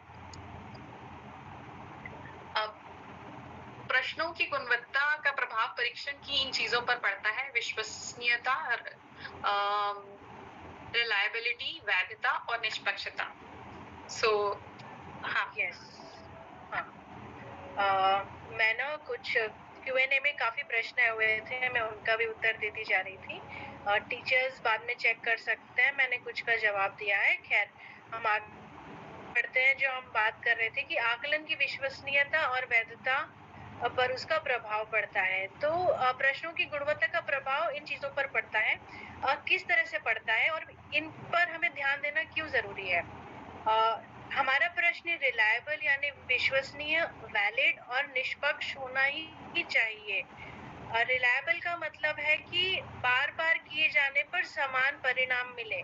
मान लीजिए मैंने विशेषण पे या किसी भी चीज पर एक प्रश्न बनाया है, तो उसका जो उत्तर है, चाहे मैं उस प्रश्न को कितनी भी बार मेरी क्लास को क्यों ना दे दूं, उसका जो करेक्ट आंसर है वो वही रहना चाहिए। वो वही रहेगा तो ही पता चलेगा कि मेरा क्वेश्चन रिलायबल है। क्यों? इससे क्या पता चलता है? अगर मैंने मान लो सेम क्वेश्चन 2 बार दिया और उसके बाद भी पता चला कि नहीं, करेक्ट आंसर तो वही है, इससे क्या पता चलता है? इससे ये पता चलता है कि मेरा क्वेश्चन एकदम स्पष्ट है, उस क्वेश्चन में कोई प्रॉब्लम नहीं है। अगर कोई बच्चा गलत जवाब दे रहा है, तो वो गलत जवाब इस वजह से नहीं दे रहा है कि मेरा क्वेश्चन स्पष्ट नहीं है। वो गलत जवाब इस वजह से दे रहा है या इस वजह से दे रही है कि उसको वह अवधारणा समझ में नहीं आई है। तो इसीलिए प्रश्न की गुणवत्ता एकदम सही होनी चाहिए, प्रश्न एकदम स्पष्ट होना चाहिए, उसमें कोई गलती नहीं होनी चाहिए, तो ही उस प्रश्न को हम रिलायबल मानेंगे। अगर क्वेश्चन ही रिलायबल नहीं है और उसके डेटा के आधार पर हम बोले कि अरे नहीं नहीं, आपका उत्तर तो गलत है, आपको ये टॉपिक ही समझ में नहीं आया था। तो ऐसा नहीं हुआ ना, हमारा क्वेश्चन ही रिलायबल नहीं था, तो हम कैसे कह सकते हैं कि बच्चे ने गलत जवाब दिया था, राइट? इसीलिए प्रश्न की गुणवत्ता बहुत जरूरी है। वैलिड यानी कि प्रश्न वही जांचता है जो वह जांचना चाहता है। एक बहुत क्विक उदाहरण दूंगी, मैंने इस तरह के उदाहरण देखे हैं और उसके आधार पर दे रही हूँ कि जैसे कि पर्यायवाची शब्दों के लिए क्वेश्चन होता है ना कि कुछ भी, कोई भी एक चीज ले लीजिए कि इसका पर्यायवाची शब्द क्या है। मान लीजिए अग्नि लिखा है और उसका पर्यायवाची शब्द क्या है। अब पर्यायवाची शब्द क्या है मैं पूछ रही हूँ, तो ये प्रश्न क्या जांचना चाहिए? पर्यायवाची शब्दों की समझ, राइट? पर ऑप्शंस में क्या दिया है? एक ही पर्यायवाची शब्द दिया है पर उसकी अलग अलग वर्तनियां दी है। तो क्वेश्चन क्या टेस्ट कर रहा है? क्वेश्चन तो वर्तनी टेस्ट कर रहा है कि जो पर्यायवाची शब्द है आपको उसकी सही वर्तनी आती है या नहीं। जबकि हम क्वेश्चन में क्या लिख रहे हैं कि इसका पर्यायवाची शब्द क्या है, तो वो तो क्वेश्चन ही वैलिड नहीं हुआ। आपका टेस्टिंग ऑब्जेक्टिव क्या था? आप पहले ये सोचिए, आप पर्यायवाची शब्द जांचना चाह रहे हैं या किसी पर्यायवाची शब्द की वर्तनी जांचना चाह रहे हैं? टेस्टिंग ऑब्जेक्टिव फिक्स रखिए और उसके आधार पर प्रश्न और विकल्प बनाइए ताकि वो क्वेश्चन वैलिड हो, अवैध ना हो। वही जांचे जो वह जांचना चाहता है और निष्पक्ष होना चाहिए। उत्तर देने के लिए सभी विद्यार्थियों को समान अवसर प्रदान करें। जो मल्टीपल चॉइस क्वेश्चन होते हैं वो सब्जेक्टिव नहीं हो सकते, जैसे कि आपके अनुसार इसका क्या उत्तर होगा। इस तरह का क्वेश्चन हम मल्टीपल चॉइस क्वेश्चंस में नहीं बना सकते। क्यों? अगर मैं बोलूंगी आपके अनुसार तो किसी के लिए कोई भी आंसर करेक्ट होगा, राइट? तो वो तो निष्पक्ष नहीं हुआ। और उसके बेसिस पे अगर मैं बोलूं कि नहीं सही उत्तर ये है, तो ये तो गलत बात हो गई ना। इसीलिए आपका क्वेश्चन स्पष्ट होना चाहिए, वही जांचना चाहिए जो वह जांचना चाहता है और बिल्कुल निष्पक्ष होना चाहिए। उसका एक स्पष्ट सही उत्तर होना चाहिए, तभी उसे रिलायबल, वैलिड और फेयर माना जाएगा और तभी उसे उच्च गुणवत्ता का प्रश्न माना जाएगा, क्योंकि तभी वह प्रश्न एक प्रभावपूर्ण परीक्षण का हिस्सा बन सकता है। तभी उस प्रश्न का डेटा हमारे किसी काम आ सकता है।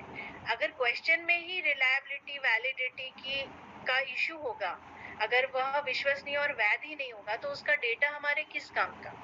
हमने उदाहरण देखे हैं ना कि हमें प्रश्नों से जो डेटा मिलता है वह कितना उपयोगी हो सकता है। तो इसीलिए प्रश्न में स्पष्टता होनी चाहिए, कोई त्रुटि नहीं होनी चाहिए, निष्पक्षता होनी चाहिए ताकि उसकी गुणवत्ता बनी रहे। ठीक है, हम आगे बढ़ते हैं और मैं Q&A में भी आंसर देती जा रही हूँ। चलिए, आप कंटिन्यू करेंगे पूनम?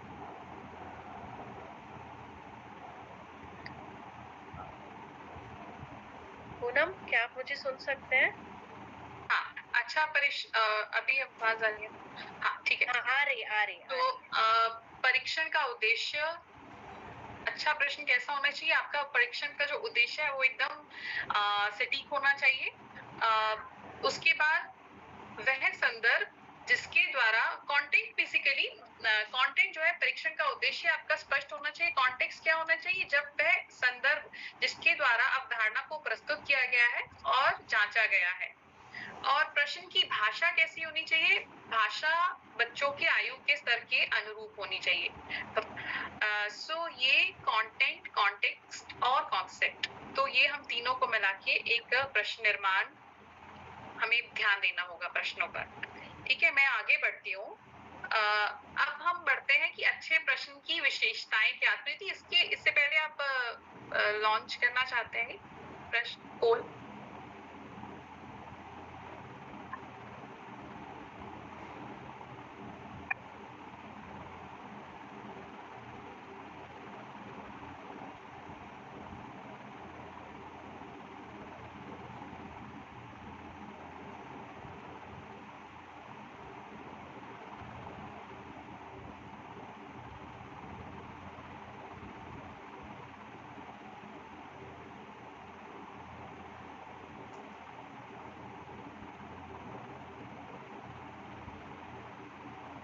सॉरी पूनम, मेरा माइक म्यूट पे था, आप मुझे सुन पा रहे हैं अभी? जी। पूनम, हम इस सेक्शन की बात करते हैं। ठीक है, ठीक है, ठीक है? ठीक है। अच्छे प्रश्न की क्या विशेषताएं हैं? अब हम प्रश्नों की विशेषताओं पर चर्चा करेंगे कि अच्छा प्रश्न कैसा होना चाहिए, उसमें क्या-क्या विशेषताएं होनी चाहिए।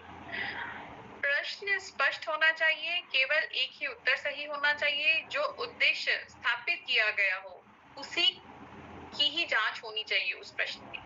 जैसे अभी एक प्रश्न यहाँ पे देखेंगे जो मेरी दाईं ओर है, अजय और मोहन अच्छे मित्र हैं। इस वाक्य में संज्ञा शब्द पहचानिए।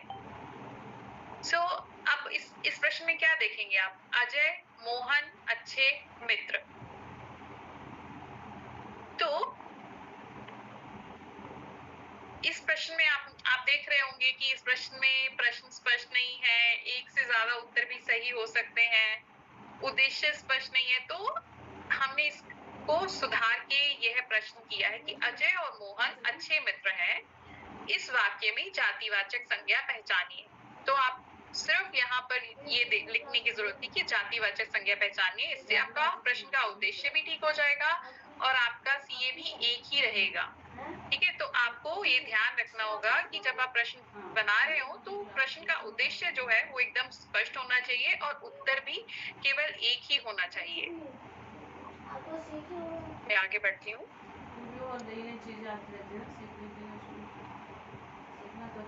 जिस अवधारणा को जांचा जा रहा है वह महत्वपूर्ण होनी चाहिए। जैसे कि प्रीति मैम ने भी समझाया था कि हाँ, एंड्योरिंग अंडरस्टैंडिंग होनी चाहिए और उच्च स्तर के कौशल से संबंधित होनी चाहिए। अभी यहाँ पे एक प्रश्न देखेंगे आप कि जतिन बाजार में घूमने गया। जतिन कहाँ गया? बाग में, स्कूल में, बाजार में या जंगल में? आपको लगता है कि ये प्रश्न जो था क्या जांच रहा है? ये प्रश्न स्मरण पर आधारित। क्या इसे जांचने की जरूरत थी? इससे क्या पता चलेगा शिक्षक को विद्यार्थी के बारे में? इस तरह के प्रश्न हमें अवॉइड करने चाहिए जो कि एंड्योरिंग अंडरस्टैंडिंग पर आधारित नहीं है, जिससे आपको उस प्रश्न को जांचने के लिए या कुछ पता नहीं चल रहा है, ना आप मिसकंसेप्शन जांच पा रहे हैं, केवल स्मरण पर आधारित है। और यहाँ पे बस दिया गया है जतिन कहाँ गया था, जतिन सामने दिया गया जतिन बाजार में घूमने गया था। ठीक है, अब अगला हम देखते हैं कि अगले प्रश्न में क्या विशेषता होनी चाहिए कि गलत विकल्पों से भ्रांत धारणाओं के बारे में पता चलना चाहिए। गलत विकल्प किसी तर्क, उद्देश्य के आधार पर दिए जाने चाहिए। जैसे यहाँ पे आप देखेंगे, अपने पसंदीदा पकवान को देखकर रमिता के डैश खाली स्थान के लिए उचित मुहावरा चुनिए। पेट में चूहे कूदने लगे, चेहरे का रंग उड़ गया, दांतों में चमक आ गई, मुंह में पानी आ गया। आप यह जान पाएंगे कि जिन छात्रों ने विकल्प 1 को चुना है उन्हें वाक्य का संदर्भ समझ ही नहीं आया, और जिन विद्यार्थियों ने विकल्प 2 और 3 को चुना है उन्हें शायद इस मुहावरों का अर्थ ही नहीं पता है। विकल्प 4 चुनने वाले विद्यार्थी शायद पकवान की वजह से दांत वाला विकल्प चुन रहे हैं। आपको जब प्रश्न बनाते हैं तो आपको भ्रांत धारणाओं का पता चलता है कि बच्चों को कहाँ पर भ्रांत धारणा है इस प्रश्न को लेकर, इस मुहावरे को लेकर। तो आप यही जान पाएंगे कि बच्चों को ये प्रश्न में मुहावरा ठीक से समझ में नहीं आया है। उनको लग रहा है कि पेट में चूहे कूदने लगे, चेहरे का रंग उड़ गया, दांतों में चमक आ गई।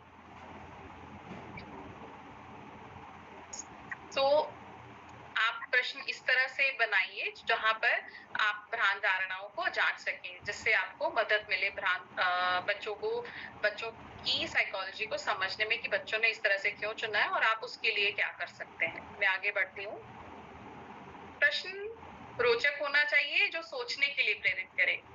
अब जैसे मैं यहाँ पे दाईं ओर प्रश्न देखूंगी, और शब्दों के अर्थों को पहचानिए। तथा, अधिक, दिशा, जवाब, भाग, हिस्सा, हाथ, किरण। अगर आप मेरे ये वाला प्रश्न को देखेंगे, इस प्रश्न को हमने समझ पर आधारित बनाया है। अभी मेरे पास एक कलम और किताब है, परंतु मेरे पास और किताबें भी थी। इस वाक्य में किस शब्द में दो जगहों पर अलग अलग अर्थों में प्रयोग किया गया है? सो मेरे का, और का, पास का या किताब का। सो आप देखेंगे कि इस प्रश्न में हर बार दो, मेरे और, पास, किताब, सबका दो दो बार प्रयोग हुआ है, बट सबका अर्थ बच्चों को समझ में आएगा कि कहाँ पे और का प्रयोग में अंतर है।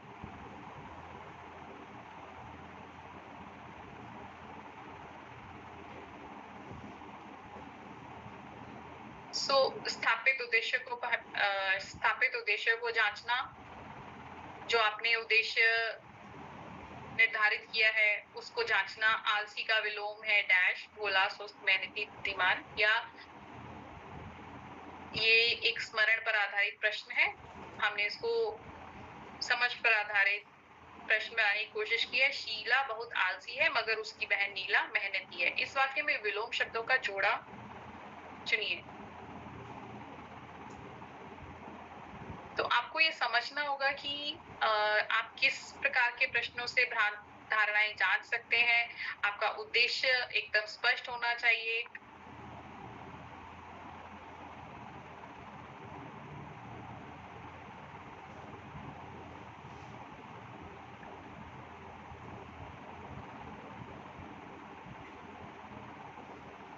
तो अगली विशेषता ये होती है कि गलत विकल्पों को हटाने के लिए जो तर्क अपनाने हैं वे स्पष्ट होने चाहिए, नहीं तो परीक्षण का उद्देश्य खो जाएगा। यह वही वाला गद्यांश है जो मैंने अभी आपके लिए पढ़ा था। राजा को कौन सी बात नापसंद थी? बुद्धिमान लोगों से बातें करना, प्रजा को खुशहाल रखना, बेटों की परीक्षा लेना, बेटों को सत्ता सौंपना।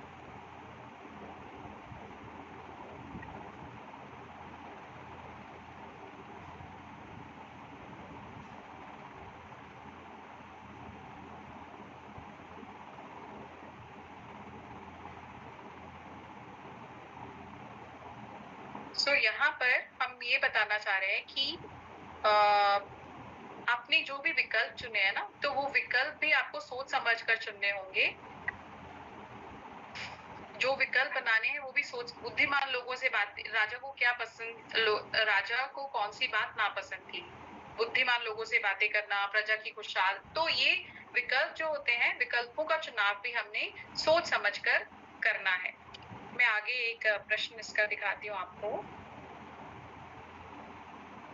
राजा को कौन सी बात नापसंद है? उत्तराधिकारी को चुनना, पुरानी परंपराएं निभाना, बेटों को सत्ता सौंपना या बेटों की परीक्षा लेना।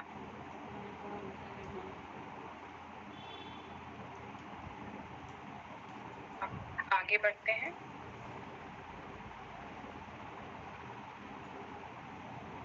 अब प्रश्न में जरूरत से ज्यादा शब्दों का प्रयोग ना करें।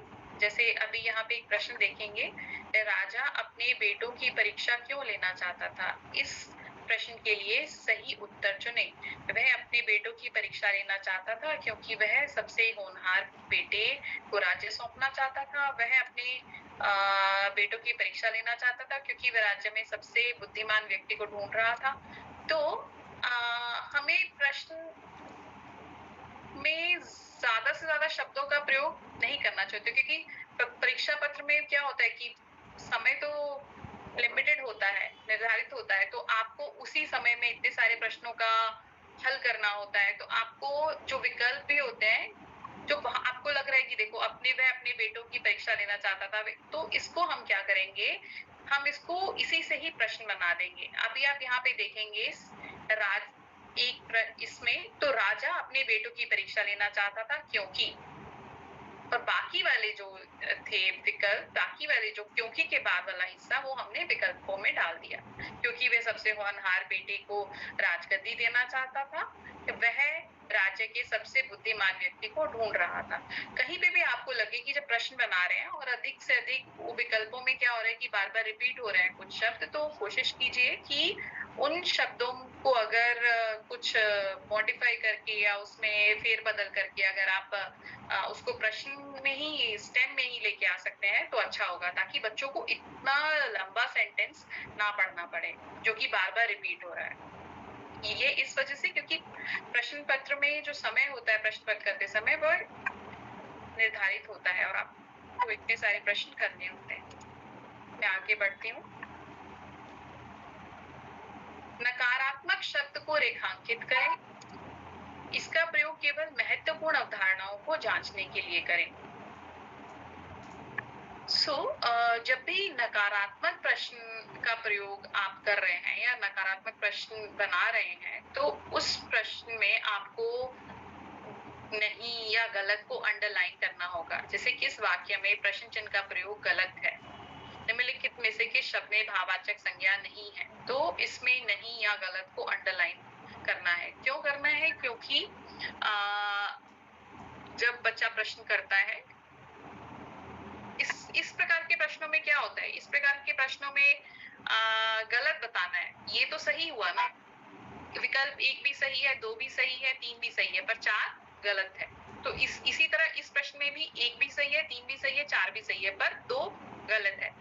मगर जो आम नकारात्मक प्रश्न नहीं होते हैं उसमें केवल एक ही सही होता है और बाकी गलत होते हैं। तो जब बच्चा प्रश्न पत्र करता है उस प्रश्न पत्र के अंतर्गत यदि नकारात्मक प्रश्न आ जाता है तो एक तो ये कि वो हाईलाइट हो जाए, एकदम से वो समझे उसको कि यहाँ पे गलत बताना है ना कि सही बताना है, अलग से चमक जाए कि हाँ यहाँ पे गलत आपको बताना है। और ये क्योंकि यहाँ पे आप 3 सही को देख रहे हो और 1 गलत को देख रहे हो, तो वो दिमाग को स्विच करने में, उस तरह के प्रश्न के बारे में सोचने में समय लगता है। तो हमेशा गलत या नहीं शब्दों को रेखांकित करना चाहिए। ये अलग अलग प्रश्नों के कुछ उदाहरण हैं जो हमने दिए हैं यहाँ पर।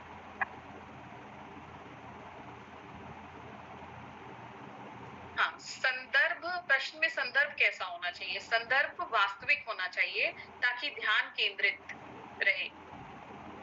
खरगोश ने अपनी माँ से कहा मुझे लेखन प्रतियोगिता में प्रथम पुरस्कार मिला।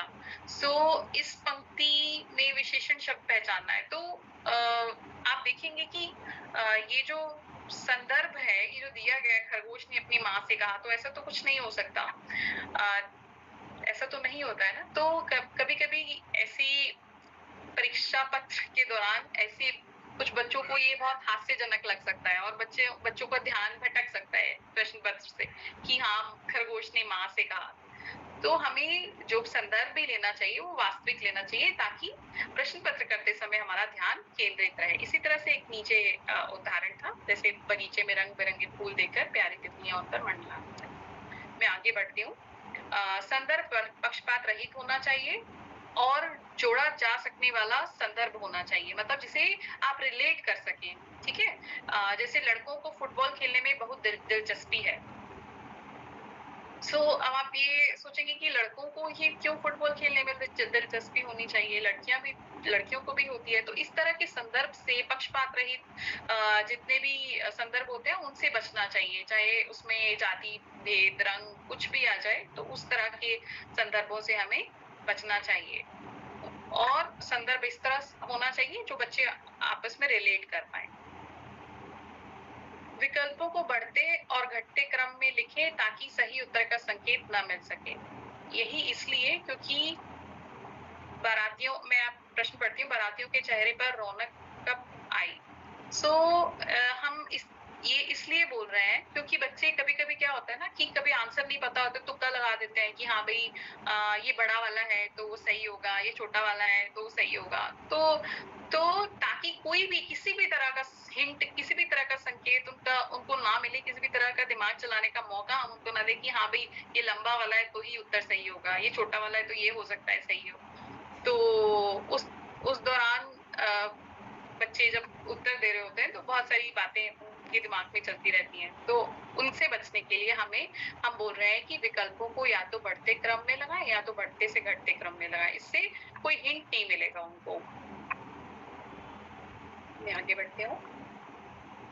सही उत्तर का संकेत अन्य प्रश्नों में या सीधा पाठ से नहीं मिलना चाहिए। सही उत्तर बिल्कुल अलग नहीं दिखना चाहिए। ये एक पैसेज है और पैसेज पे आधारित एक प्रश्न है। साधु ने किसी की सहायता लेने से मना कर दिया। क्योंकि वह भगवान का इंतजार कर रहा। मैं सीधे प्रश्न पढ़ती हूँ, आपको समझ में आ जाएगा। क्योंकि वह भगवान का इंतजार कर रहा था, क्योंकि वह खुद की रक्षा कर रहा था, क्योंकि उसे किसी पर भरोसा नहीं था, या क्योंकि बाढ़ का पानी अधिक नहीं था। अभी क्या है यहाँ पे? अभी यहाँ पे आप देखेंगे कि CA हाईलाइट हो रहा है, मतलब करेक्ट आंसर हाईलाइट हो रहा है। करेक्ट आंसर या की आंसर हाईलाइट हो रहा है। क्यों हो रहा है? क्योंकि वह भगवान का इंतजार कर रहा था। क्योंकि यहाँ पर जो हमारा पैसेज का नाम है वही भगवान बचाएगा के नाम से है, तो इससे बच्चों को उत्तर देने में संकेत मिलेगा कि हाँ ये पैसेज का नाम है तो यही उत्तर होगा, तो हाँ ठीक है ये कर देते। तो इस तरह के प्रश्न आपको सोच समझ के बनाने चाहिए। जी, एक जस्ट स्मॉल पॉइंट ऐड यहाँ करना था, मतलब जैसे पूनम बता रहे हैं कि अक्सर क्या होता है ना कि जो वर्ड्स, जो शब्द पैसेज में या शीर्षक में दिए होते हैं उन्हीं को खोज रहे होते हैं बच्चे सही उत्तर ढूंढने के लिए। तो जैसे यहाँ सही उत्तर में भगवान है और किसी में नहीं है, तो इस तरह से ना वो हिंट ढूंढ रहे होते हैं। हमें इसीलिए इस तरह के जो मतलब ऑप्शंस में डायरेक्ट वर्ड्स यूज नहीं करने चाहिए। जो हमारा गद्यांश है उससे अगर हम डायरेक्ट वर्ड्स यूज कर लेंगे तो उनको तुरंत हिंट मिल जाता है, तो फिर मतलब उसमें फिर प्रश्न पूछने में कुछ वो खास नहीं रह गया। ये हम कहना चाह रहे थे। यस पूनम।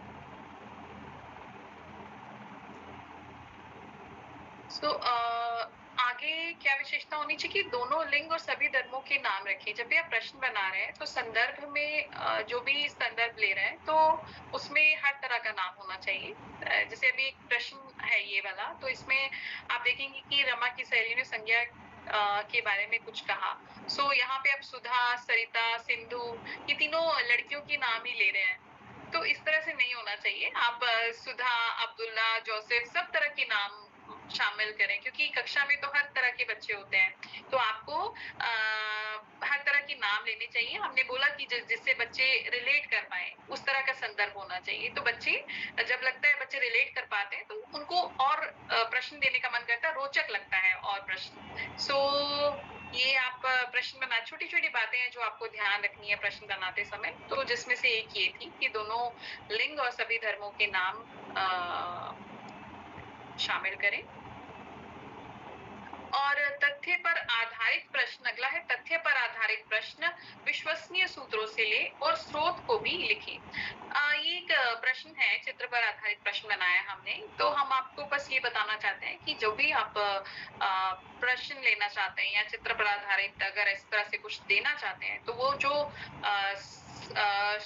जहाँ से आप ये पिक कर रहे हैं इंफॉर्मेशन, वो आप उसको अच्छे से स्रोत में लिखें। जिस तरह से यहाँ पे स्क्रीन में दिया गया है नीचे स्रोत, यहाँ से हमने पूरा का पूरा लिख दे दिया यहाँ, और स्रोत का नाम भी लिखें। आपको ये वैलिडेट करना होगा कि ये जो स्रोत है ये एकदम सही है। प्रीति, आप कुछ ऐड करना चाहते हैं? नहीं, बस अच्छा ठीक है, मैं आगे बढ़ती हूँ। अच्छे प्रश्न की विशेषताएं, अभी तो हमने ये सब किया, जस्ट एक रिकैप करते हैं जल्दी से। वह जांचता है जो वह जांचना चाहता है, मूल समझ को जांचता है, स्पष्ट होता है, सोचने समझने के लिए भी प्रेरित करता है। विद्यार्थी क्या सीख रहे हैं, कैसे सीख रहे हैं इत्यादि समझने में यह मदद मिलती है हमें। और एक ही कौशल को जांचता है, केंद्रित होता है, और प्रश्न में केवल एक ही उत्तर सही होता है। जी, तो ये हमने जाना कि प्रश्न की क्या विशेषताएं हैं। मैं आशा करती हूँ कि ये आपको अभी तक का जो सेशन है ये क्लियर हुआ होगा। आगे प्रीति। यस, हम आगे बढ़ते हैं। अब हम वो ले सकते हैं कि किस तरह के। हाँ ठीक है, प्लीज। क्विकली आप इसका उत्तर दे सकते हैं प्लीज। हाँ, इसके लिए आपको केवल 10 सेकेंड मिलेंगे। हाँ, हम ज्यादा समय नहीं लगाएंगे इसमें।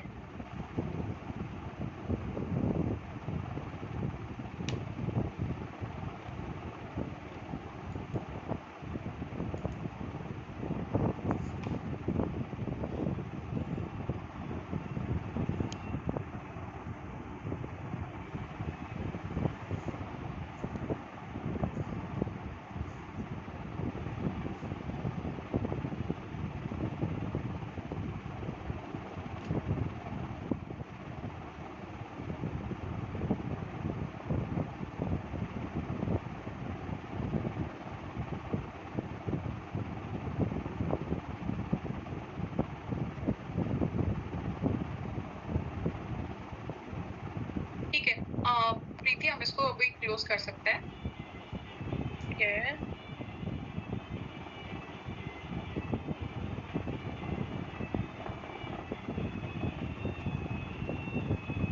ठीक है, मैंने क्लोज कर दिया। ठीक है, मैं इस आगे बढ़ती हूँ। अच्छे बहुविकल्पीय प्रश्न कैसे बनाएं?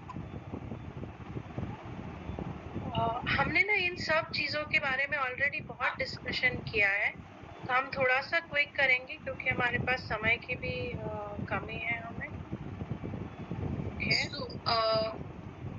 तो बेसिकली ये आकलन करने योग्य अवधारणा को पहचानना है। आपको जब भी आप प्रश्न बना रहे हैं तो आपको ये सबसे पहले ध्यान रखना है कि आप किसका आकलन करना चाह रहे हैं, क्या अवधारणा को जांचना चाह रहे हैं, कौन से संज्ञानात्मक पक्ष पे आप प्रश्न बनाना चाह रहे हैं, स्मरण पर आधारित बनाना चाह रहे हैं, समझ पर बनाना चाह रहे हैं, अनुप्रयोग कौन सा स्किल, परीक्षण का उद्देश्य क्या है, आपका जो टेस्टिंग ऑब्जेक्टिव है वह क्या है, भाषा जो है उस प्रश्न की कैसी है, क्या सरल, स्पष्ट और आयु उपयुक्त होनी चाहिए, तर्कपूर्ण गलत विकल्प बनाएं और उनका तर्क भी लिखें। जब भी आप प्रश्न बना रहे हो तो आपको तर्कपूर्ण गलत विकल्प बनाने हैं और साथ में ये भी बताना है कि ये विकल्प गलत क्यों है। तो आपको उसका डिस्क्रिप्शन भी लिखना है कि ये गलत इसलिए है।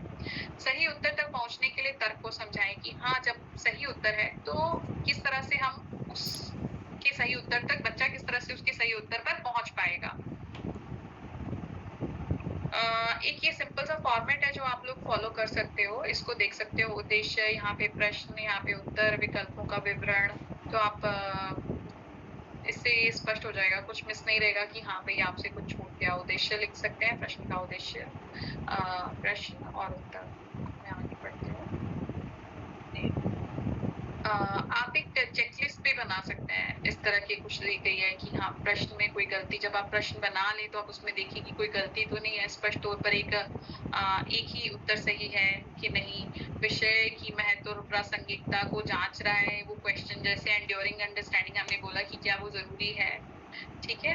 प्रश्न स्पष्ट है कि नहीं, उस परीक्षण के उद्देश्य को जांच रहा है कि नहीं, गलत विकल्पों द्वारा भ्रांत धारणाओं जांची जा रही है कि नहीं, संज्ञानात्मक पक्ष के अनुसार है, कठिनाई का स्तर कक्षा के अनुरूप है या नहीं। तो जब आप ये प्रश्न बनाए तो इन सब चीजों का आप ध्यान रख सकते हैं प्रश्न बनाते समय। हाँ, ये सब चीजें मेरे प्रश्न में होनी चाहिए। हाँ प्रीति, आप ये ले सकते हैं।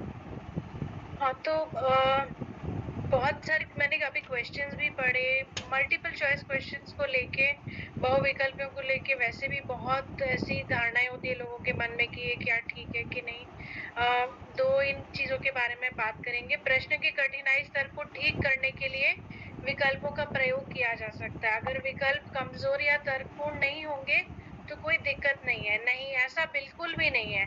अगर आप ये सोच रहे हैं कि भाई अच्छा, हमें कठिन प्रश्न बनाना है तो ऐसा करते हैं कि विकल्प में ना शब्दावली कठिन कर देते हैं और इस तरह के विकल्प बनाते हैं जो बहुत ही कंफ्यूजिंग होंगे। और अगर क्वेश्चन को इजी बनाना है तो ऐसा कर देते हैं कि बहुत मतलब ऐसे कमजोर विकल्प बना देते हैं जिनका कोई तर्क ही नहीं होता है। जैसे कई बार ऐसा होता है ना कि आंख बिछाना मुहावरे का क्या अर्थ होगा, आंखों को बिछा देना, ऐसा विकल्प बिल्कुल तर्क नहीं है इसमें। पर इससे क्या हो रहा है, आपके प्रश्न की गुणवत्ता कम हो रही है।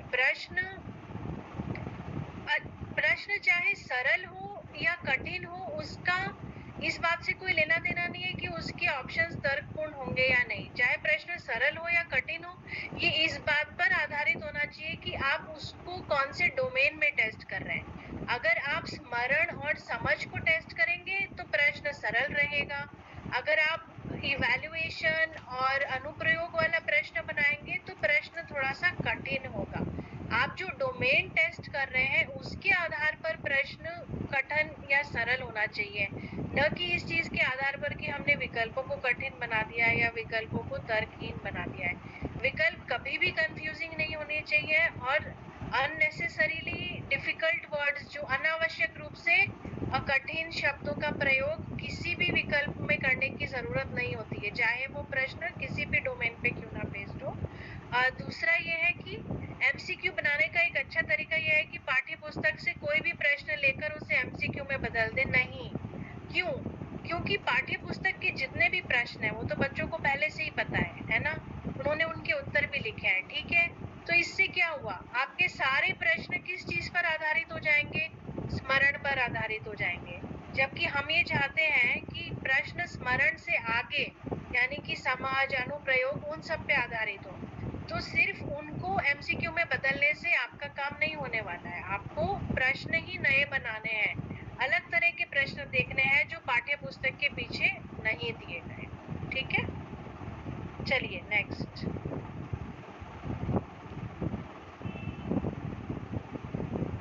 तो बहुविकल्पीय प्रश्न बनाने के लिए निम्नलिखित बातों का ध्यान रखना है। हम इनकी बात कर चुके हैं। मुख्य अवधारणाओं पर उनको आधारित करें, ब्लूप्रिंट के अनुसार बनाएं, परीक्षण के उद्देश्य को स्पष्ट रखें, सारे संज्ञानात्मक पक्ष उनमें आने चाहिए। ऐसा नहीं है कि आपको केवल लो लेवल के लेने हैं या केवल हाई लेवल के लेने हैं। कंटेंट वाइज कोई गलती नहीं होनी चाहिए। आपका जो प्रश्न है वह सरल और आसानी से समझ में आना चाहिए। तर्कपूर्ण विकल्प बनाने हैं आपको। वास्तविक जीवन से संबंधित संदर्भ लेने हैं, विश्वसनीय और वास्तविक, जिससे बच्चे रिलेट कर सकें। ठीक है, चलिए नेक्स्ट। अब हम आगे बढ़ते हैं। हमारा वर्कशॉप ऑलमोस्ट कंप्लीट हो गया है।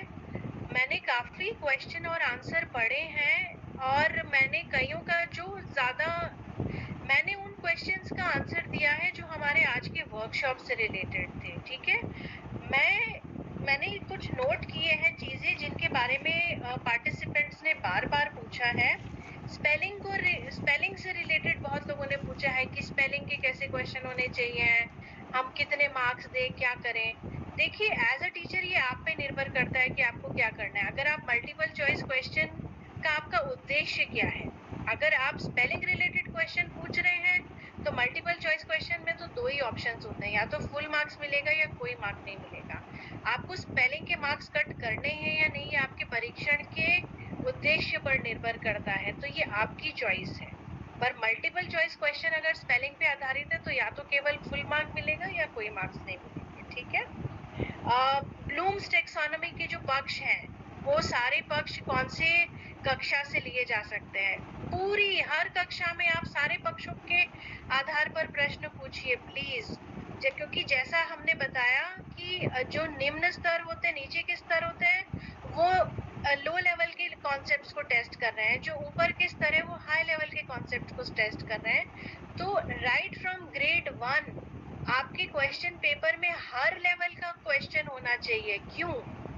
जो लो परफॉर्मिंग स्टूडेंट्स हैं उनको कॉन्फिडेंस कब मिलेगा? जब वो कुछ करेक्ट आंसर्स दे पाएंगे, राइट? तो वो लोग स्मरण और समझ पे आधारित प्रश्नों के करेक्ट आंसर्स दे पाएंगे, तो उनके लिए भी उस क्वेश्चन पेपर में कुछ होगा। और जो हाई परफॉर्मिंग स्टूडेंट्स हैं वो हायर ऑर्डर क्वेश्चंस के साथ ज्यादा उनको प्रोत्साहन मिलेगा, उनको ज्यादा इंटरेस्ट आएगा पेपर पढ़ने में। तो इस तरह के क्वेश्चंस उनके लिए हेल्पफुल होंगे। और दोनों हर तरह के प्रश्न देने से आपको ये भी पता चल जाएगा कि कौन से बच्चे समझ कर पढ़ रहे हैं और कौन से बच्चे रट कर पढ़ रहे हैं। जो रट कर पढ़ रहे हैं वो केवल लो लेवल वाले क्वेश्चंस का सही उत्तर दे पाएंगे, और जो सोच समझ कर अच्छे से पढ़ रहे हैं वो हाई और लेवल वाले क्वेश्चंस का भी उत्तर दे पाएंगे। ठीक है, और हाँ, और अब हमारा मेन यही क्वेश्चंस थे एक्चुअली। स्पेलिंग का एक दीपमाला का भी था कि क्या व्याकरण में सही वर्तनी न लिखने पर अंक काटे जाने चाहिए। मैं संज्ञा, सर्वनाम, शब्द भंडार आदि सभी के लिए जानना चाहती हूँ। मैं ये बोलूंगी यदि आप व्याकरण के लिए बात कर रहे हैं तो व्याकरण में फॉर श्योर काटे जाने चाहिए। जब आप लिटरेचर में लिखने की बात कर रहे हैं कि बच्चों को वर्णात्मक रूप से लिखना है, तो आप उसमें निर्धारित कर सकते हैं कि हाँ, अगर 5 से 6 गलतियां होंगी तो मैं इतने अंक काटूंगी, ये 2 से 3 गलतियां होंगी तो मैं इतने अंक काटूंगी। तो हाँ, तो जैसा पूनम ने बताया, ये आपको सोचना है कि आपको किस तरह से उसका मार्किंग करना है, वो आपके परीक्षण के उद्देश्य पर निर्भर करता है। हमने चैट बॉक्स में एक फीडबैक फॉर्म दिया है, प्लीज आप सब उसे भरिएगा।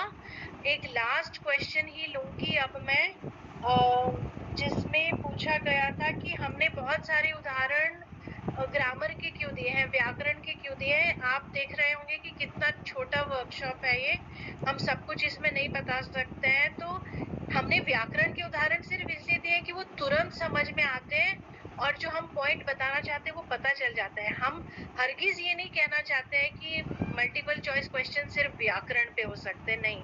आपके मल्टीपल चॉइस क्वेश्चंस कविता, कहानी, अपठित गद्यांश, हर चीज से रिलेटेड हो सकते हैं और होने ही चाहिए।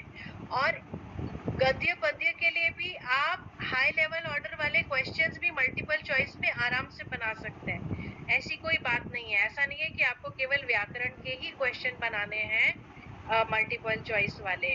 हम सिर्फ वेबिनार के मतलब स्पीड को बढ़ाने के लिए हम वो वाले एग्जाम्पल ज्यादा लेते हैं। आपने देखा होगा कि हमने कहानी और इस तरह के भी एग्जाम्पल दिए थे, ठीक है। तो मैंने लगभग जो सारे मेन इंपॉर्टेंट क्वेश्चंस थे उनका आंसर दे दिया है।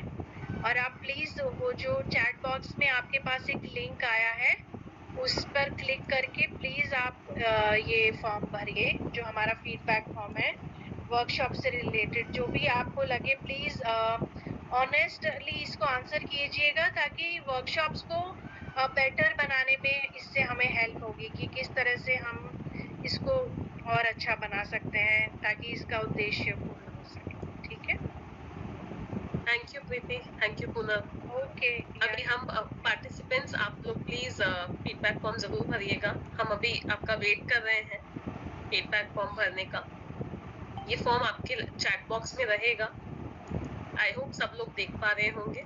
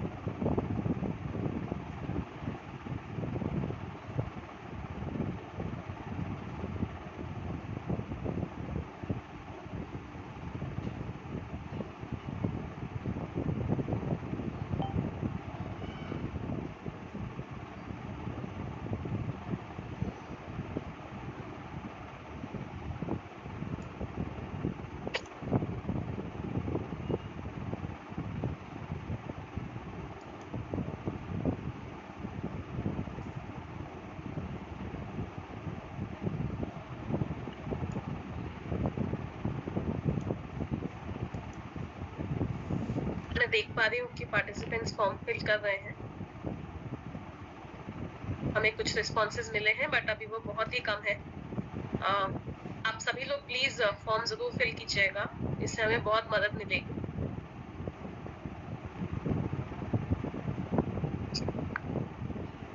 जब तक सब लोग ये कर रहे हैं फॉर्म, आई थिंक हाँ रिस्पॉन्सेज आ रहे हैं।